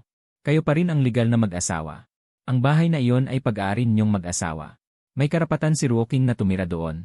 Saka, lumapit siya. Pinababa niya ang kanyang boses. Puno ng kasamaan ang kanyang tono. Maging maalam ka. Ibigay mo ang bahay kay Ruoqing. Maging marangal ka. Baka kung kahabagan ka namin. Mapakain ka pa namin sa susunod. Kung hindi ano. Tinitignan ko siya ng malamig. Hihintayin mong mawala ang lahat. Umupo pabalik sa kanyang sandalan si Song Zaizeo. Mukhang panalo na siya. Huwag mong kalimutan. Hindi pa kayo kasal. Ang bahay na ito, maaaring makuha ni Ruoqing ang kalahati. Gusto mong ibenta. Kahit ibenta mo, kalahati niya pa rin. Tumabi rin si Feng Ruoqing. Malamig ang tingin niya. May pagkadeliryo dahil sa alak. Leons, magkano ang gusto mo? Ipagbili mo sa akin ang bahay. Makatarungan. Hindi ba? Sa huli, asawa mo ako. Napagtanto ko na ang tunay na layunin ng kanilang imbitasyon. Kung hindi gagana ang lambing, gagamit sila ng dahas. Halatang pangingikil. Nais nilang makuha ang aking ari-arian bago ang kasal. Ang galit ay biglang pumalubog sa aking isip. Bigla akong tumayo. Sinuntok ko ng malakas ang nakakasuka mong mukha ni Song Zaizeo. Kasama ang upuan, bumagsak siya sa sahig. Biglang dumugo ang kanyang bibig. Sumigaw siya habang bumabangon at sumugod sa akin. Nagpatayan kami. Ang tunog ng nababasag na mga kagamitan sa mesa. Ang sigaw ng mga babae. Nagkagulo ang lahat. Naitulak ako palayo ni Song Zaizeo nang hindi sinasadya. Nabagok ako sa sulok ng mesa. Napahiyaw ako sa sakit. Pareho kaming nasugatan. Nalaslasan si Song Zaizeo. Pumutok ang kanyang bibig. Hinihinal ako. Hindi ninyo makukuha ang kahit isang sentimos ng bahay na ito. Kung lalapit pa kayo, papalubugin ko kayo sa hirap. Umuubo ng dugo si Song Zaizeo. May pagkamuhi sa kanyang mga mata. Ayos. Leons, maghintay ka. Luluhod ka at magmamakaawa sa akin. Inalalay siya ni Feng Ruoqing. Umalis sila ng lugmok. Pinunasan ang dugo ang nasa bibig. Mas lalong nag-alab ang apoy sa kanyang dibdib. Ang giyerang ito, wala nang anumang pagmamahal na natira. Tanging pag-agawan na kayo'y mamamatay o ako'y mamamatay na lamang. Makalipas ang 2 araw, bumalik ako sa bahay na hindi ko na pagmamayari. Malinis na ng housekeeping. Ngunit tila may natitirang masamang amoy sa hangin. Nagpadala ako ng mensahe kay Feng Ruoqing para kunin ang mga huling gamit niya. Nang siya ay dumating, tila siya ay umiyak. Nakita ang malamig at tahimik. Ang walang lamang bahay. Agad siyang nagpakita ng malungkot na ekspresyon. Talaga bang napakatigas ng puso mo? Na ibebenta mo ang bahay? Kung hindi, ano? Nakadungaw ako sa dingding. Para kayong dalawa ng iyong kabit na manatili dito at balikan ang inyong nakaraan. Ang nangyari sa restaurant ay ideya ni Zaizu. Gusto kanyang pilitin. Sinubukan niyang magdahilan. Pilitin akong ibigay ang pera at bahay ng walang pagtutol. Pinutol ko siya. Mula nang palitan mo ang susi. Hanggang sa dalhin siya dito para magkasala. Hanggang sa paninikil sa restaurant. Alin sa mga ito ang hindi nagpapakita na gusto mong makipagdiborsyo? Gusto mo lang na hindi mo madaling pakawalan ang napakagandang pakinabang na ito. Bigla siyang nagalit. Lumuhod siya sa sahig. Hindi ako pwedeng makipagdiborsyo. Hindi kita pwedeng mawala. Hinihiling ko. Huwag mong ibenta ang bahay. Huwag mo akong iwan. Buong puso at sinseridad. Maaari akong lumambot. Sa ngayon, ang nararamdaman ko lang ay labis na pagkainis at kabaliwan. Feng Ruking, tapos na tayo matagal na. Mula nang magsinungaling ka. Mula nang balakin mo ako. Mula nang payagan mong paulit-ulit akong apihin at pagmalupitan ni Song Zaizu. Tapos na. Umatras ka ng isang hakbang. Pirmahan mo ang diborsyo. Mas magiging pangit pa. Nakaupo siya sa lupa. Nakatingala siya sa akin. Walang emosyon ang mga mata niya, bumubulong siya. Hindi mo ako matitiis na airport. Mahal mo ako. Ang mga salitang iyan ngayon. Tunog ng malaking kabalintunaan. 4 na taong peking kulungan ng kaligayahan. Bumaling siya at nagsara ng pinto ng may determinasyon. Tuluyang pinaghiwalay ko. Tapos na. Ayon sa aking pagkakaalam. Nag-overtime hanggang hating gabi noong Biyernes. Nakita ko sa kanang gulong sa harap. Nawala lahat ng hangin. Sa gilid ng gulong, may maliit at hindi natural na gasgas. Sinadya. Ang alaala ng aksidente sa kotse 4 na taon na ang nakalipas ay biglang bumalik. Sa halip ay piniling mag-taxi pabalik sa hotel. Lubos kong binabantayan ang mga sasakyan at pedestrian sa paligid. Hindi ko namalayan na pumikit ako at itinaas ang kamay para magtakip. Yunzi, mag-ingat ka. Isang malakas na puwersa ang biglang nagtulak sa akin mula sa likuran.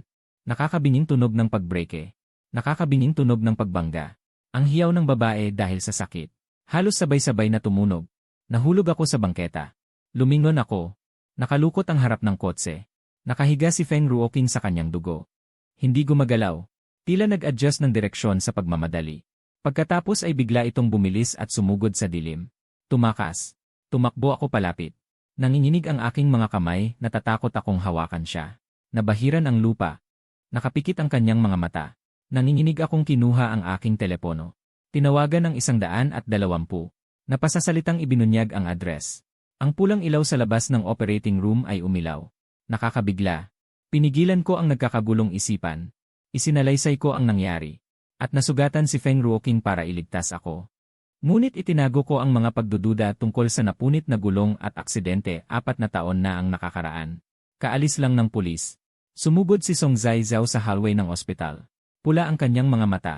Leons, ikaw ang nagdulot nito sa kanya. Papapatayin kita. Tinulak ko siya pabalik. Ang kanyang tinig ay garalgal ngunit malamig. Song Zaizu, linawin mo. Ako ang kanyang asawa. Ano kanya? May karapatan ka bang sumigaw dito? Iniligtas niya ako. Tumakas ang salarin sa aksidente. Bakit kanya iniligtas? Baluktot ang ekspresyon. Leons, hindi mo siguro akalaing dahil sa pagmamahal sa'yo kaya siya nagpakasal sa'yo. Nayanig ang aking puso. Ano ang ibig mong sabihin? Napangiti si Song Zaizu. Nagpakita ng isang halos baliw na ngiti. Nilapitan niya ako. Salita sa salita. Tulad ng pag-ungos ng dila ng lason. Ang ibig sabihin ay, ikaw Leons, ay isang kaawa-awa at nakakalungkot na lalagyan lamang. Buhay na lalagyan. Si Feng Ruoking mula umpisa hanggang huli ay ang aking kapatid ang mahal. Nagpakasal siya sa'yo. Upang mas malapit sa puso ng aking kapatid. Mas lalo pang lumapit. Nararapat din para sa kanyang pagmamahal. Song Jianxi. Ang mga salitang ito ay parang kulog. Sumabog sa aking isipan. 4 na taon na ang nakakaraan. Talagang nagpa-transplant ako ng puso. Sa panahon ng paggaling, si Feng Ruoking ay nag-alaga ng walang kapintasan. Labis na pagkabahala sa emosyon. Hindi pala ito dahil sa akin, Leons. Para sa puso ito. Nag-aaral siya ng mga pagkaing pampalusog sa kalusugan sa hating gabi. Dahil kailangan ng puso ko. Palagi siyang nag-aalala sa kalagayan ng katawan ko. Dahil marupok ang puso ko. Pinili niyang magpakasal sa akin na isang si child-free. Dahil hindi kayang tanggapin ng puso na ito ang panganib ng panganganak. Sa sandaling ito ay may pinakamalupit, pinakamakatwirang paliwanag. Isa lamang itong paglipat ng obsesyon sa isang namatay na pag-ibig. Ang akala kong kasal ay isang seremonya lamang ng pagbabantay. batay sa isang puso. At ako, Leons, mula simula hanggang wakas, ay isang katawa-tawang sisidlan lamang na nagtataglay ng pag-ibig ng iba. Malaking kabalintunaan at pakiramdam ng kawalan na lubos na pinasinungalingan. Matinding kirot ang naramdaman sa bahagi ng puso. Mas matindi kaysa sa dati. Tila ang puso na hindi sa akin ay nananaghoy din para sa katotohanan ito. Nakita ni Song Zaizu ang biglang pamumuti ng aking mukha. At ang itsura ng sakit. Lumitaw sa kanyang mukha ang kasiyahan ng paghihiganti. Ngayon alam mo na. Leons, hindi kailanman naging sayo si Feng Ruoqing. Para siya sa kapatid ko. Lagi. Napapikit ako sa malamig na pader. Unti-unting bumagsak. Sinusubukang ayusin ang paghinga. Pinipigilan ang doble na sakit, pisikal at psikolohikal. Kung mahal ni Feng Ruoqing si Song Jianxi ng ganito kaobsesibo. Kahit na isinakripisyo niya ang lalaking may puso ng kanyang minamahal. Bakit siya nakasama ni Song Zaizu? At ipinanganak pa si Huan Huan. Hindi ito naaayon sa kanyang baluktot na lohika ng malalim na pagmamahal. Nakatingin ako sa bangis ni Song Zaizu sa harap ko. Isang mas nakakakilabot na haka-haka ang pumasok sa aking isip. Ginamit ni Song Zaizu ang kanyang pagiging kamukha ni Song Jianxi. Ginamit ang obsesyon ni Feng Ruoqing kay Song Jianxi. At ang pagnanais para sa isang anak. Maingat na nagplano. Sinamantala ang kahinaan. At si Feng Ruoqing. Marahil sa isang sandali. Ang kanyang pagmamahal kay Song Jianxi. Maaaring naipon o nalito sa kapatid na ito. Ang matinding galit at pagiging agresibo niya sa akin. Hindi lang dahil kay Feng Ruoqing. Kundi dahil sa inggit. Inggit sa namatay niyang kapatid. Na bumihag pa rin sa buong pagkatao ni Feng Ruoqing. Kahit ang lalagyan ng puso. Mas mahalaga pa sa kanya na buhay. At kamukha ng kanyang kapatid. Song Zaizu. Tumingala ako. Malalim ang boses ko. Ngunit may kakaibang kapayapaan. Sinabi mong mahal niya ang kapatid mo. Mahal ka ba niya? Biglang tumigil ang pagwawala ni Song Zaizu. Parang sinakal. Mahal ka ba niya? Hindi mahalaga. Sumigaw siya ng may pagbabanta. Mahal niya ang anak ko. Gusto niyang maging stepmother ni Huan Huan. Babalik sa akin ang puso niya balang araw. Lahat dahil sa'yo. Dahil humiling ka ng diborsyo. Sinira mo ang lahat. Dahan-dahan akong tumayo at lumapit sa kanya. Ang taong pumutol sa preno ni Song Jianxi 4 na taon na ang nakalilipas. Ikaw ba yon? Nanlaki ang mga mata ni Song Zaizu. Nawalan ng kulay ang kanyang mukha. Umatras siya ng hindi namamalayan. Anong pinagsasabi mo? Ang kanyang reaksyon. Nagsabi na ng sagot. Hindi lang ito tungkol kay Feng Ruoqing. Ito ay para palitan ang kanyang kapatid. Makuha ang lahat ng posibleng makamit ng kapatid niya. Kasama ang baluktot na pag-ibig na ito. Hindi katakatakang nakatago ng malalim ang larawan ni Song Jianxi. Sa silid-aklatan ni Feng Ruoqing, bihira siyang magbanggit. Hindi dahil sa pagkalimot, kundi dahil sa sakit at posibleng pagkakasala. Alam niya ang katotohanan. At nalito pa rin siya ni Song Zaizu. Akala niya ito ay aksidente talaga. Libu-libong pahiwatig at hinala ang nagliliyab sa isip ko. Hindi ako nagsisinungaling. Nakatingin ako sa kanya. Ang boses ko ay kasing lamig ng yelo. Song Zaizu. Ang aksidente sa sasakyan ng iyong kuya. Ikaw ang may gawa. Gusto mong makuha si Feng Ruoqing. O gusto mong makuha ang lahat ng pag-aari ng iyong kuya. Kahit na mapatay mo pa siya, hindi ka pa rin makakapareho sa kanya. Sa puso ni Feng Ruoqing, hindi ka man lang makakapareho sa kanyang kalahating puso. Tumahimik ka. Tuluyan nang nawala ng kontrol si Song Zaizu. Parang hayop na tinamaan sa pinakasensitibong bahagi. Sumisigaw siya habang sumusugod sa akin. Sa pagkakataong ito, handa na ako. Umiwas ako sa gilid. Pero hindi siya nagdalawang isip. Kinuha niya ang isang hindi pa nabubuksan. Disposable surgical scissors mula sa nurse station sa tabi. Binuksan niya ang balot. At tinusok niya ang matalim na dulo papunta sa akin. Mamatay ka na. Kapag namatay ka, magiging akin si Ruoqing. Hinihintay ko ang sandaling ito. Habang sumusugod siya, hindi ako lubusang umiwas. Sa halip, hinarang ko ang gunting gamit ang aking braso. Kasabay nito, mabilis kong itinaas ang aking paa at tinadyakan ang kanyang tiyan. Plak! Napunit ng gunting ang aking braso. Umagos ang dugo. Ngunit narinig ko rin si Song Zaizu na umungol habang tinatadyakan ko siya. At umatras siya. May pumapatay. Sumigaw ang mga nurse sa tabi. Mabilis na rumesponde ang mga security guard at mga pulis na hindi pa nakakalayo. Agad nilang napaluhod si Song Zaizu na parang nababaliw. Hawakan siya. Hindi ako. Gusto niya akong patayin. Nakipagpumigla si Song Zaizu. Nakatingin siya sa akin nang may pagkamuhi sa kanyang mga mata. Tinatakpan ko ang aking duguan braso. At sinabi ko ng mahinahon sa mga pulis na dumating. Mga pulis, pinaghihinalaan ko na ang driver na nakabangga sa akin ngayong gabi ay may kinalaman sa taong ito. Ang gulong ng aking sasakyan ay sadyang pinutol bago nangyari ang insidente. Ito ang pisikal na ebidensya. At saka mabilis siyang nakarating sa ospital. Hindi normal. Mayroon akong surveillance footage mula sa management ng subdivision. Nakuhanan nito ang malabong imahe niya habang papalapit sa sasakyan ko. Tumugma ang oras. Dagdag pa, personal niyang inamin kanina na may kinalaman ito sa pagkamatay ng kuya niyang si Song Jianxi, 4 na taon na ang nakalilipas. Tinanggap ang ETC drive na inabot ko. Tiningnan din ang sugat sa braso ko at ang armas sa sahig. Dalhin siya para sa masusing pagtatanong. Sumenyas ang hepe ng mga pulis. Habang inaaresto si Song, patuloy siyang lumingon. Sinigaw sa akin, "Leons, mamatay ka sana sa bangungot. Hindi kita titigilan. Si Ruoking ay akin." Nawala ang boses niya sa dulo ng pasilyo. Binigyan ako ng babaeng pulis ng simpleng benda. Nagtanong siya ng may pag-aalala. "Ayos ka lang ba? Kailangan mo ba ng detalyadong pagsusuri sa pinsala?" "Ayos lang ako." Umiling ako. Tiningnan ko ang pulang ilaw na nakabukas pa sa operating room. "Maraming salamat sa inyo." Naniniwala ako na magbibigay ng patas na hatol ang batas. Pagkaalis ng mga pulis, bumalik sa katahimikan ng pasilyo. Sumandal ako sa dingding. Dahan-dahan akong bumuntong hininga. Ngunit sa puso ko, parang nabunutan ako ng malaking tinik. Song Zaizeo. Ang mapanganib na barahang ito. Sa wakas ay naipadala ko na sa lugar kung saan siya nararapat. Ang susunod na target ay ang babae sa loob ng operating room na maaaring nakakaalam ng higit pang katotohanan. Ang babaeng nagtatago sa likod ng ulap ng aksidente 4 na taon na ang nakalipas. Ang huling hiwaga. Sino nga ba ako? Si Leons o si Song Jianxi? Ang sagot sa katanungang ito, maaaring si Feng Ruoking lang ang makapagbibigay sa akin. At tanging mula sa kanyang bibig. Ito magkakaroon ng pinakamalaking halaga. Hihintayin ko siyang gumising. Hihintayin ang 4 na taong bangungot na ito. Tapos na ang lahat. Si Feng Ruoking ay nasa intensive care unit sa loob ng kalahating buwan. Ilang beses nagbigay ng critical condition notice ang doktor. At ilang beses din siyang ibinalik mula sa bingit ng kamatayan. Bilang asawa, pinirmahan ko ang lahat ng dokumento. Kalmado ako na nagulat kahit ang sarili ko. Si Song Zaizeo dahil sa tangkang pagpatay. Sadyang paglalagay sa panganib sa publiko at pagdududa. Sa aksidenteng nangyari 4 na taon na ang nakakaraan. Ang aksidente sa kotse ni Song Jianxi ay formal na naaresto. Ang mga ebidensya sa masusing investigasyon ng pulis unti-unting nabubuo. Kasama ang ilang mga pagdududa na itinuro ko mula sa pananaw ni Leons. Ang posibilidad na makatakas siya ay napakaliit.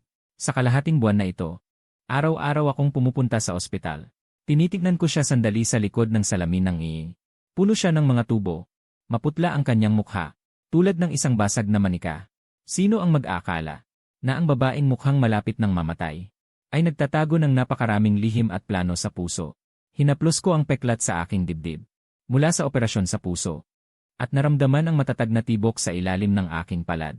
Kaninong puso nga ba ito sa loob ko? Ni Song Jianxi o sa akin mismo?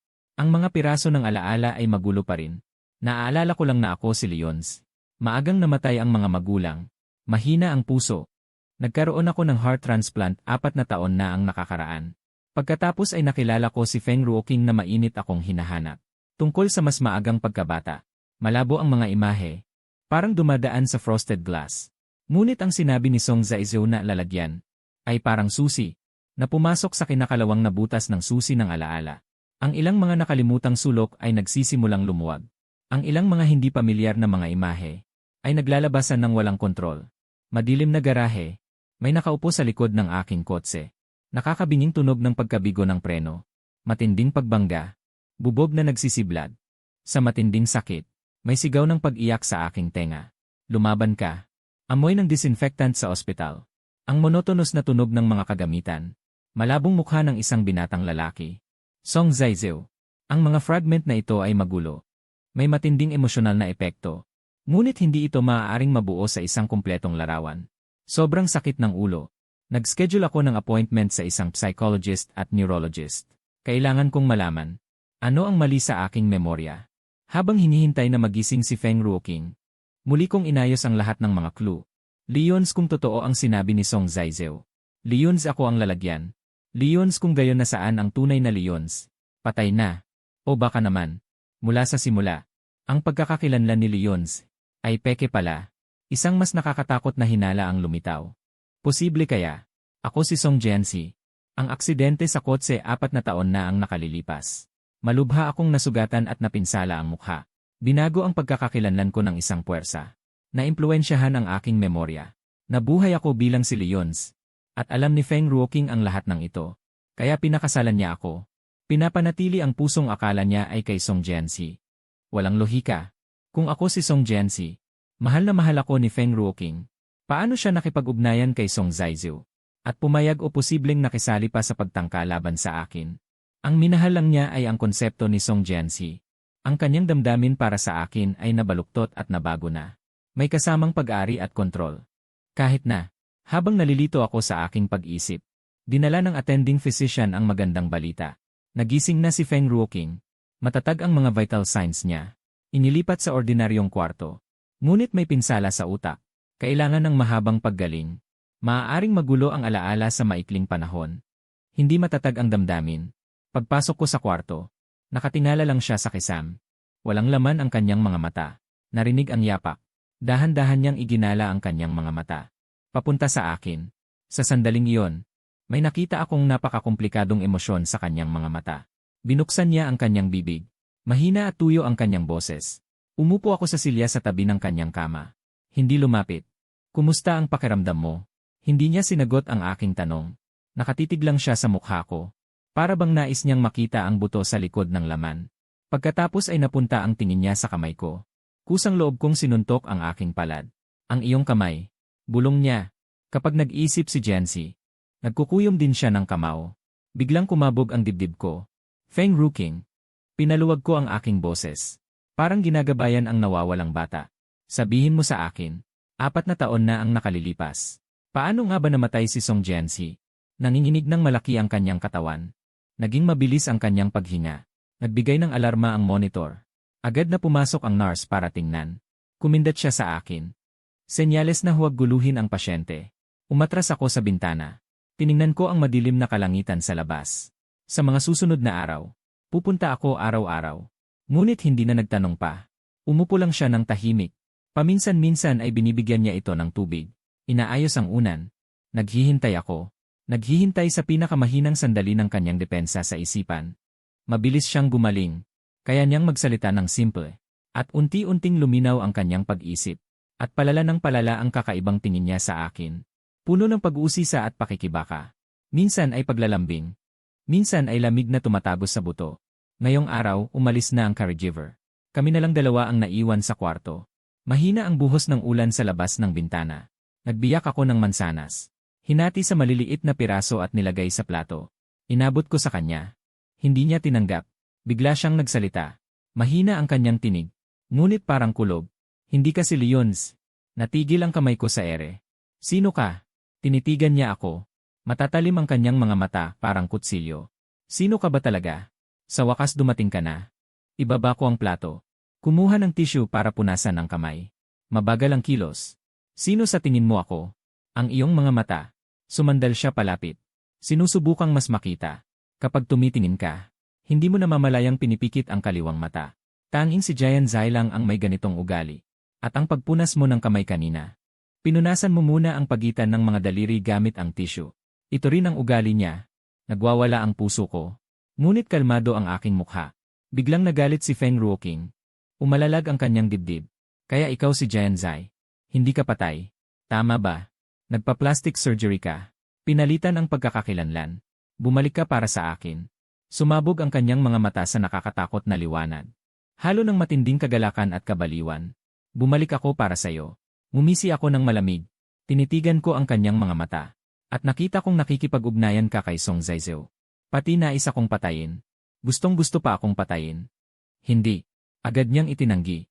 Inilahad ang kamay para hawakan ako. Tinanggihan ko. Hindi kami ni Zaizu ang iniisip mo. Pinilit niya ako. Binitbit niya si Juan Juan para pagbantaan ako. Sabi niya kung hindi ko siya susundin. Hindi ko na makikita si Juan Juan. At sasabihin niya ang ilang bagay. Wala akong magawa. Tanging ikaw lang ang nasa isip ko, Jianxi. Lumapit ako ng isang hakbang. Pinababa ko ang aking boses. Pipilitin kitang makipagtalik sa kanya. Pinilit kang tawagin siyang asawa. Pinilit kang humalik sa harap ko. Pinilit kang palitan ang kandado sa bahay. Gusto mong angkinin ang bahay ko. Feng Ruoqing. Iniisip mo bang tanga ako? Iyon ay dahil akala ko hindi ka si Jency. Sumigaw siya habang umiiyak. Bumuhos ang luha niya. Akala ko ikaw lang si Leons. Isang estranghero na sumakop sa puso ni Jency. Kamumuhian kita. Kamumuhian kita bakit ka nabuhay. At nakuha mo ang puso ni Jency. Kaya ako. Gusto kong maghiganti. Gusto kong pahirapan ka. Si Zauta. Kamukha mo siya. At si Juan Juan ay napakaganda. Nalito ako sandali. Nagiging lohikal ang aking pag-isip. Isang kwento ng pagkamuhi dahil sa pag-ibig. At pagkasira dahil sa obsesyon. Isang kwentong nabaluktot dahil sa sariling pananaw. Paano yung aksidente 4 na taon na ang nakalipas? Mahigpit kong hinawakan ang pinakamahalagang punto. Yung aksidente ni Song Jency. Ano ba talaga ang nangyari? Sabi ni Song Zizou. Biglang tumigil sa pag-iyak si Feng Ruoqing. Nawala lahat ng kulay sa mukha niya. Tunay na takot ang nasa mga mata niya. Hindi ako. Umiling siya ng husto. Si Zhao Zhao. Siya ang pumutol ng brake line. Gusto niyang palitan si Jency. Gusto niya ako. Gusto niya ang lahat ni Jency. Noon. Nalaman ko lang ang iniisip niya noon. Natakot ako. Hindi ko nagawang sabihin kay Jency. Hindi ko akalain na talagang nagawa niya. Mukhang taos puso ang kanyang pagsisisi. Isang babaeng tinakot ng kanyang baliw na kapatid. Isang kaawa-awang babae na hindi sinasadyang nagdulot ng kamatayan ng kanyang minamahal dahil sa kahinaan. Pagkagising, nalaman niyang napangasawa niya ang sisidlan ng puso ng kanyang minamahal. Put dahil sa pagmamahal. Nabaliw dahil sa put. At patuloy na kinokontrol ni Song Zhaozhou. Anong perpektong salaysay ng biktima? Bumalik ako sa upuan at hindi na siya tiningnan. Mahinahon ang tono. Ngunit sinabi sa akin ni Song Zhaozhou. Ikaw ang nagpakilos sa kanya. Hinihikayat mo pa siyang gawin ito. Dahil hindi mo matiis na maging mabuti si Song Jency sa ibang babae. Kahit pa normal na tulong lamang sa pagitan ng mga kasamahan. Gusto mong siya ay para lamang sa'yo. Kahit na may kapansanan. Basta't hindi siya makaalis sa'yo. Biglang lumalim ang paghinga ni Feng Ruoqing. Lumingon ako. Diretso kong tiningnan ang biglang lumiit niyang mga pupil. Sabi pa niya, mayroon kang tala-arawan. Malinaw na nakasulat doon. Kailangan mo ba ng tulong ko upang maalala? Tungkol sa bote ng pulang alak na yon. At ang babaeng nagbigay ng pulang alak. Ano ang nangyari pagkatapos? Si Feng Ruoqing ay parang tinamaan ng isang mabigat na martilyo. Naging matigas ang buong katawan niya. Pagkatapos ay nagsimula siyang nanginginig ng malakas ng hindi kontrolado. Lumabo ang tingin. Ang kakaibang tunog na lumabas sa bibig niya. Parang nasusuka. Pinindot ko ang call bell. Pumasok ang mga tauhan ng ospital. Nagkaroon ng kaguluhan sa silid ng pasyente. Nawalan ng malay. Ngunit patuloy na tumatagas ang luha mula sa sulok ng kanyang mga mata. Nakatayo ako sa labas ng kwarto sa ospital. Tinitingnan siya sa likod ng salamin. Ang kanyang reaksyon ay nagsabi na ng lahat. Hindi naman pala nagsinungaling si Song Zizou. At si Feng Ruoqing ay hindi rin naman inosenteng bulaklak. Ang trahedya noong 4 na taon na ang nakalipas. Ay bunga ng kapaitan na pinagsamang niluto ng 2 taong baluktot ang pag-isip. Isang nagwawala dahil sa inggit at pagka-possessive. Isang malupit dahil sa kasakiman at pagnanais na pumalit. At ako naman, kahit pa ako si Leons o Song Jency, ay ang pinakasentro at pinakakaawa-awang piyesa sa larong ito ng kanilang mga pagnanasa. Ngayon ang piyesa ay lalabas na sa tabla. Umalis ako sa ospital. Pumunta sa law firm at formal na naghain ng kaso para sa diborsyo. Kasabay nito, bilang si Leons, nagsampa ako ng kaso laban kay Feng Ruoqing at Song Zizou para sa sabwatan. Sa tangkang paglabag sa aking ari-arian at kaligtasan ng aking pagkatao.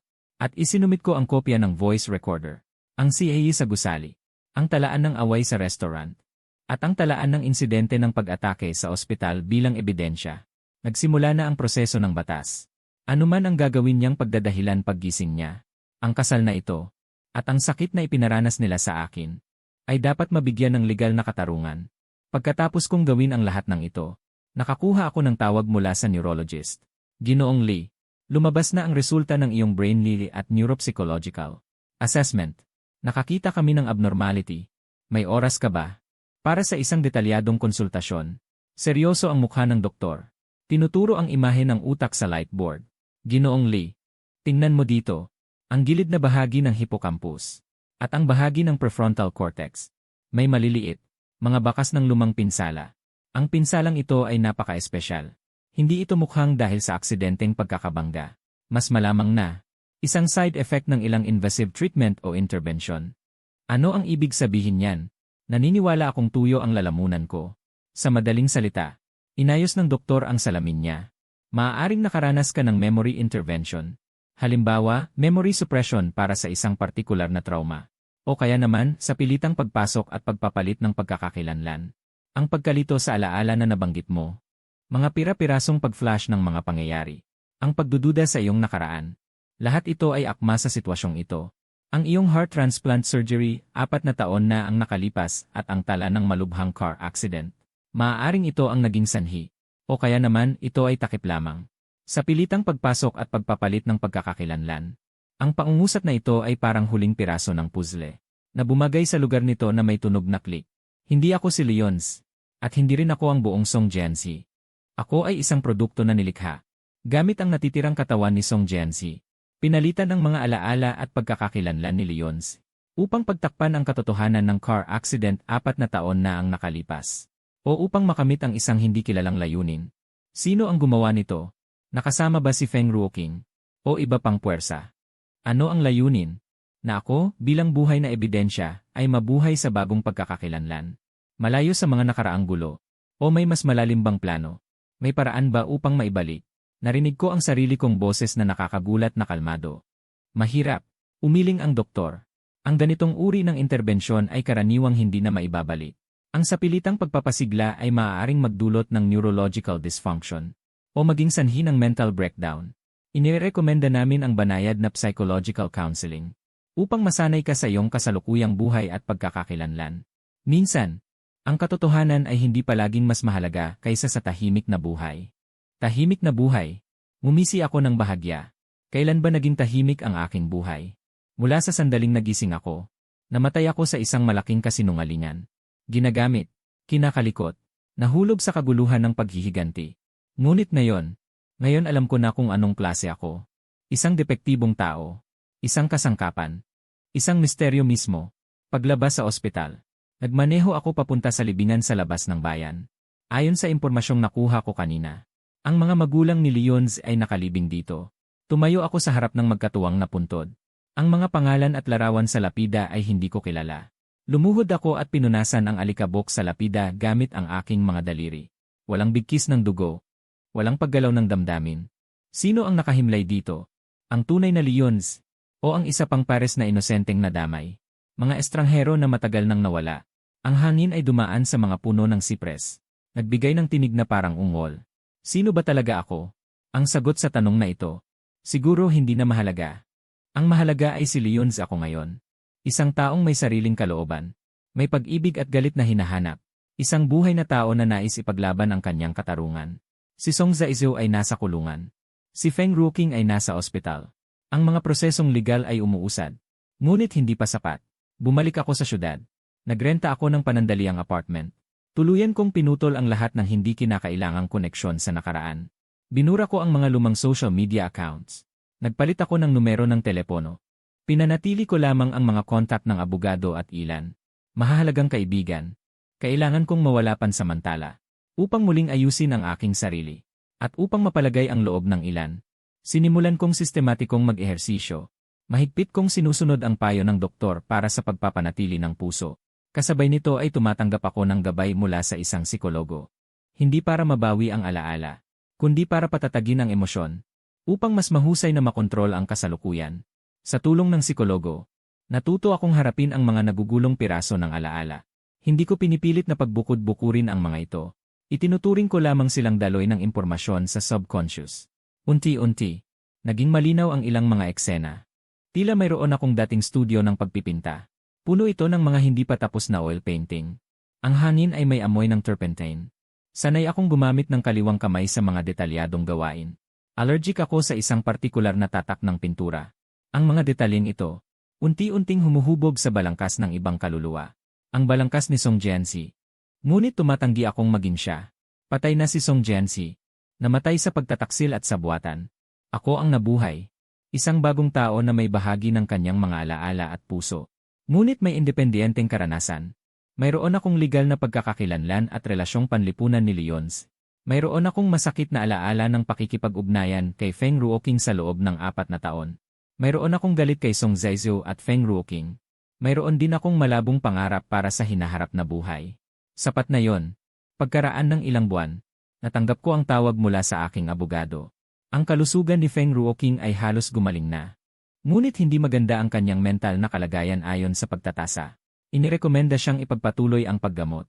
Tungkol sa diborsyo at paglilitis, ang kanyang abogado ay sumubok na ipagtanggol siya.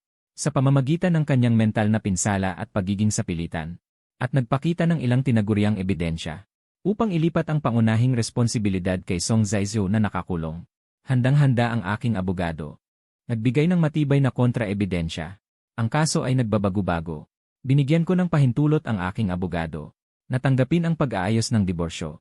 Ang paghahati ng ari-arian ay ayon sa pinakamababang pamantayan ng batas. Ngunit iginigi ko ang mabilis na pagtatapos ng relasyon ng kasal. At, dapat pumirma si Feng Ruoqing ng isang kasunduan, na panghabang buhay na isinasuko ang paghahabol at pag-aangkin sa akin at sa lahat ng kaugnay na karapatan. Kasabay nito, lihim kong inilipat ang dati kong binili. Ang ilang investment properties at financial assets, na hindi alam ni Feng Ruoqing.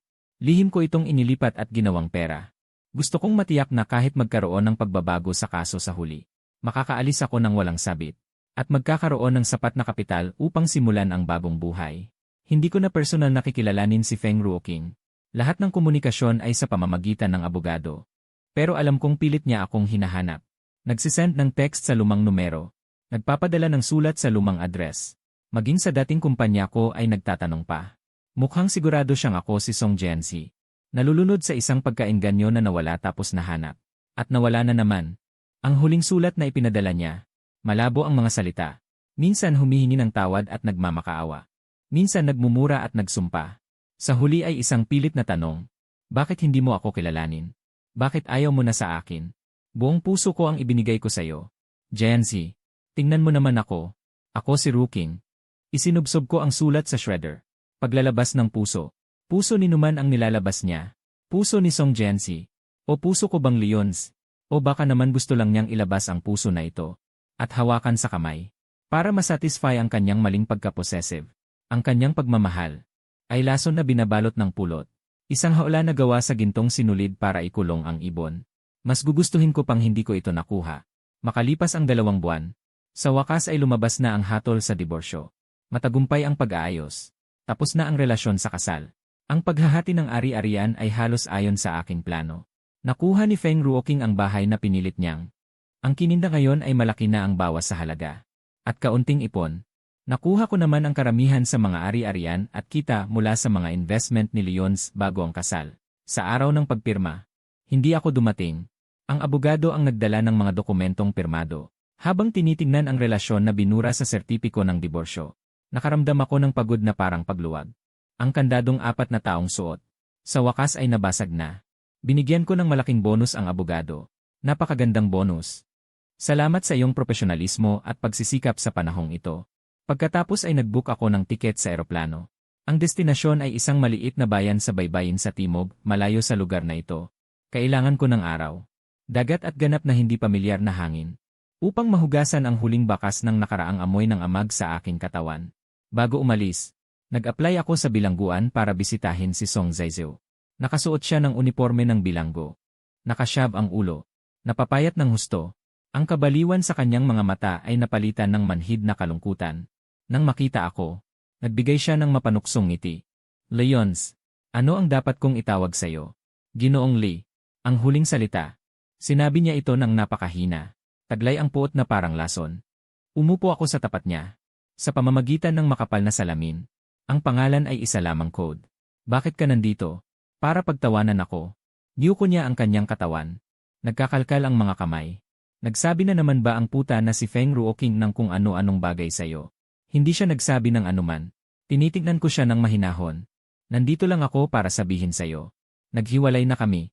Natigilan si Song Zaizhou. Pagkatapos ay bumulalas siya sa pagtawa na paos. Habang tumatawa, lumuluha na ang kanyang mga mata. Hahaha. Mabuti nang naghiwalay. Pinaghirapan niyang husto. Kahit pa isinakripisyo ang sarili para sa'yo. At ano ang resulta? Hindi mo pa rin siya gusto. Leons. Grabe ka naman. Hindi ako grabe. Umiling ako. Kayo ay masyadong sakim. Gusto ninyo ng pera. At gusto ninyo rin ang tao. At gusto ninyong magpakita ng pagmamahal. Saang may ganoon kagandang oportunidad? Natigil sa pagtawa si Song Zaizhou. Hinagip niya ako ng tingin. Sino ka ba talaga? Hindi ka ordinaryong Leons. Ang ordinaryong lalaki. Nahatulan ng 4 na taon ng pagtataksil. Nalinlang ng husto. Imposibleng maging tulad mo. Mahinahon. Maingat sa bawat hakbang. Nakahula ka pa nga sa nangyari 4 na taon na ang nakalipas. Gaano karami ang alam mo? Ang nalalaman ko. Higit pa sa inaakala mo. Mas kaunti kaysa sa buong katotohanan. Hinarap ko ang kanyang tingin. Alam kong ikaw ang pumutol ng preno. Alam kong gusto mong palitan si Song Jianxi. Alam ko na sa pagitan niyo ni Feng Ruoqing. Imbes na pag-ibig, ito ay paggamit sa isa't isa at malalang pagdepende. Alam ko rin na baka hindi ganap na walang kasalanan si Feng Ruoqing. May itinatago siya sa kanyang puso. Nagbabago-bago ang ekspresyon ni Song Zhaozhou. Sa huli nauwi sa isang desperadong pakikibaka. Ako ang gumawa noon. Galit ako sa kanya. Bakit siya na lang ang laging magaling? Sa swerte. Pati na sa tapat na pagmamahal ni Feng Ruoqing. Sa ano ako mas mababa sa kanya? Dahil lang mas huli akong ipinanganak ng ilang taon? Gusto ko siyang sirain. Sayang at hindi siya tuluyang namatay. At bumalik ka pa sa ganitong hitsura. Siya'y humihinal ng malalim. Ang mga matay namumula. Tungkol naman kay Feng Ruoqing. Ang babaeng iyon na tanga. Akala niya ay mahusay niyang naitatago ang kanyang mga munting plano. Naiinggit siya sa lahat ng babaeng lumalapit sa kuya ko. Inidikta na ang kapatid ko ay kanya lang. Sinunod ko lang ang agos. Tinulungan ko siyang malutas ang potensyal na banta. At nakuha ko ang gusto ko. Isa tayong uri ng tao. Hindi natin kayang makitang maayos ang iba. Gusto nating angkinin ng lubusan ang lahat. Kahit pa may itinatago pa rin. Ang pinakabuod ng kasamaan ay naibunyag na. Nasaan si Juan Juan? Siya ba talaga ang anak mo? Bahagyang kumislap ang mga mata ni Song Zhaozhou. Ang nanay niya ay hindi mahalagang babae. Nagustuhan ni Feng Ruoqing ang mga bata. Dinala ko si Juan Juan sa kanya para ipakita. Nakuha niya ito. Gamitin ang bata para ikulong ang babae. Pinakamabisa. Lahat ay ginamit. Ang bata ay kasangkapan din. Nakaramdam ako ng malaking kalungkutan. Para kay Juan Juan. At para sa lahat ng mga inosente na nasangkot sa kanilang baluktot na pagnanasa. Song Zhaozhou. Huling tingin ko sa taong ito na may masalimuot na pinagmulan sa akin. Nandito ka lang. Magmuni-muni ka ng mabuti. Mahaba ang iyong sentensya. Sapat na para maisip mo. Para sa mga walang kabuluhang bagay na ito. Isinugal ang buong buhay. Sulit ba ito? Tumayo ako. Handang umalis. Bigla siyang dumagsa sa salamin. Na-deform ang mukha dahil sa pagkadikit. Ikaw ba talaga si Song Jianxi? Tama ba? Hindi ako lumingon. Diretso akong lumabas. Narinig ko sa likuran ang kanyang parang hayop na sigaw. At ang mga tahol na pagpalo sa salamin. Sino ako? Para kay Feng Ruoqing. Hindi na mahalaga. Ang mahalaga. Ako ay ako. Isang lalaking bumangon mula sa mga guho ng kasinungalingan at pagtataksil. Si Leons ang pangalan. Hindi ako agad lumipad patimog. Sa halip ay pumunta ako sa isang pribadong detective na ahensya. Binayaran ang huling bayarin. Nakuha ang huling ulat ng investigasyon. Tungkol sa tunay na Leons. Ipinapakita ng ulat. Ang totoong Leons. Lumaki sa pamilya ng ordinaryong mga intelektual. Maagang namatay ang mga magulang. May pagkamahiyain sa ugali. May malubhang sakit sa puso. Halos walang social record. 4 na taon na ang nakalipas. Namatay siya sa isang aksidenteng sunog. Naganap ito sa kanyang nag-iisang apartment. Malubhang nasunog ang gusali. Nakilala lamang ang kanyang pagkakakilanlan sa pamamagitan ng natitirang mga dokumento at iyan. Ang oras. Naganap ito kasabay ng aking malubhang pinsala sa aksidente sa sasakyan. Habang isinasagawa ang rescue at mga kasunod na operasyon. Masyadong nagkataon. Ang sanhi ng sunog ay itinuring na short circuit ng lumang kable. Walang benepisyaryo. Walang suspect. Tahimik. Isang perpekto. Pagkawala na walang nakapansin. Noong panahong iyon, sa ilalim ng pagkakakilanlan ni Leons, may bagong puso at naayos na mukha. Lumitaw siya sa ospital. Pagkatapos ay natagpuan at inalagaan ni Feng Ruoqing. Sino ang may kakayahang magplano ng ganitong panlilinlang? Sino ang makakayanan ang sabay na pagkamalubhang nasugatan sa aksidente sa sasakyan? Gumawa ng peking sunog. Baguhin ang mga talaan ng medikal at pagkakakilanlan. Malinaw na ang sagot. Isang puwersa na may sapat na yaman, koneksyon, at motibo. Nalugmok na ang pamilya Song noon. Feng Ruoqing. Maaaring mayroon siyang motibo. Ngunit hindi niya siguro kayang at may sapat na tapang na gawin ito ng masinsinan. Maliban kung mayroon siyang sinusuportahan. Naalala ko, hindi sinasadyang binanggit ni Feng Ruoqing noon. Na mayroon siyang tiyuhin na lumipat sa ibang bansa noong bata pa at halos hindi na nakokontak. Ngunit sinasabing napakalakas. At saka ang dating pagiging kampante ni Song Zhaozhou bago makulong. Ang pagiging kampante na yon, hindi tila ganap na umaasa kay Feng Ruoqing. Isang mas malaking misteryo. Ngunit hindi ko na plano pang halughugin ito. Sapat na ang malaman ang kaunting detalye. Lubusang ibunyag ito. Maaaring maging sanhi ng sariling kapahamakan. Maglalabas ng kadiliman na hindi ko kayang tanggapin. Hindi ako tiktik. Hindi ako Diyos ng paghihiganti. Isa lamang akong ordinaryong tao na gustong mabuhay. Isinara ko ang ulat sa isang safety deposit box sa bangko. Kasama ng diagnosis mula sa neurology. Ito ang aking proteksyon. At ito rin ang Pandora's box na kailangan kong kalimutan. Talagang umalis na ako sa syudad na ito. Ang buhay sa maliit na bayan sa timog ay payapa at mabagal. Nagrenta ako ng maliit na apartment na tanaw ang dagat. Nagsusulat sa araw. Naglalakad sa dalampasigan sa dapit hapon. Nakakatulog sa tunog ng alon sa gabi. Mapanatag ang puso. Unti-unting nababawasan ang mga bangungot. Nagkaroon ako ng mga bagong kaibigan. Sumubok ako ng mga bagong libangan. May nagpakilala pa nga sa akin ng potensyal na partner. Tinanggihan ko. Mabigat pa rin sa akin ang pag-ibig. Isang bagay na napakabigat. Kailangan ko ng napakahabang panahon. Para magtiwala. Para maghilom. Nakikita ko sa balita ang tungkol sa syudad. Pagbagsak ng ekonomiya. Pagkalugi ng isang kumpanya.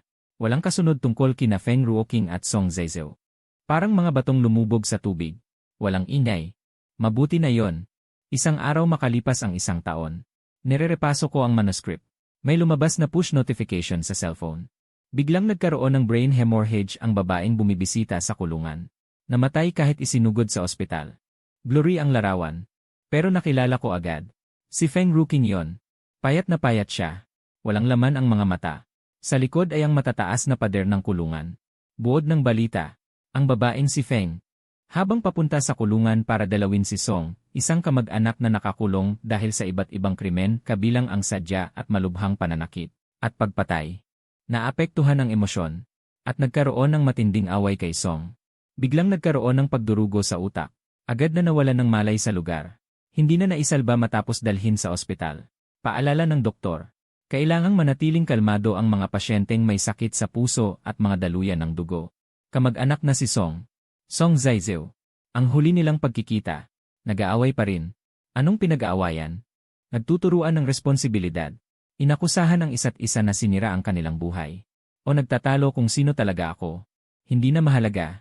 Ang pagkamatay ni Feng Ruoqing, ang komedyang nagpatuloy sa loob ng 4 na taon, ay nagtapos ng nagmamadali at malamig. Dala ang kanyang determinasyon, ang kanyang lihim, ang kanyang kasalanan. Siya ay umalis ng tuluyan. Pinatay ko ang webpage. Lumapit sa bintana. Ang paglubog ng araw ay nagpinta sa ibabaw ng dagat ng gintong pula. Kumikinang ang mga alon. Hindi kasing saya ng inaasahan. Hindi rin malungkot. Isang mahinang.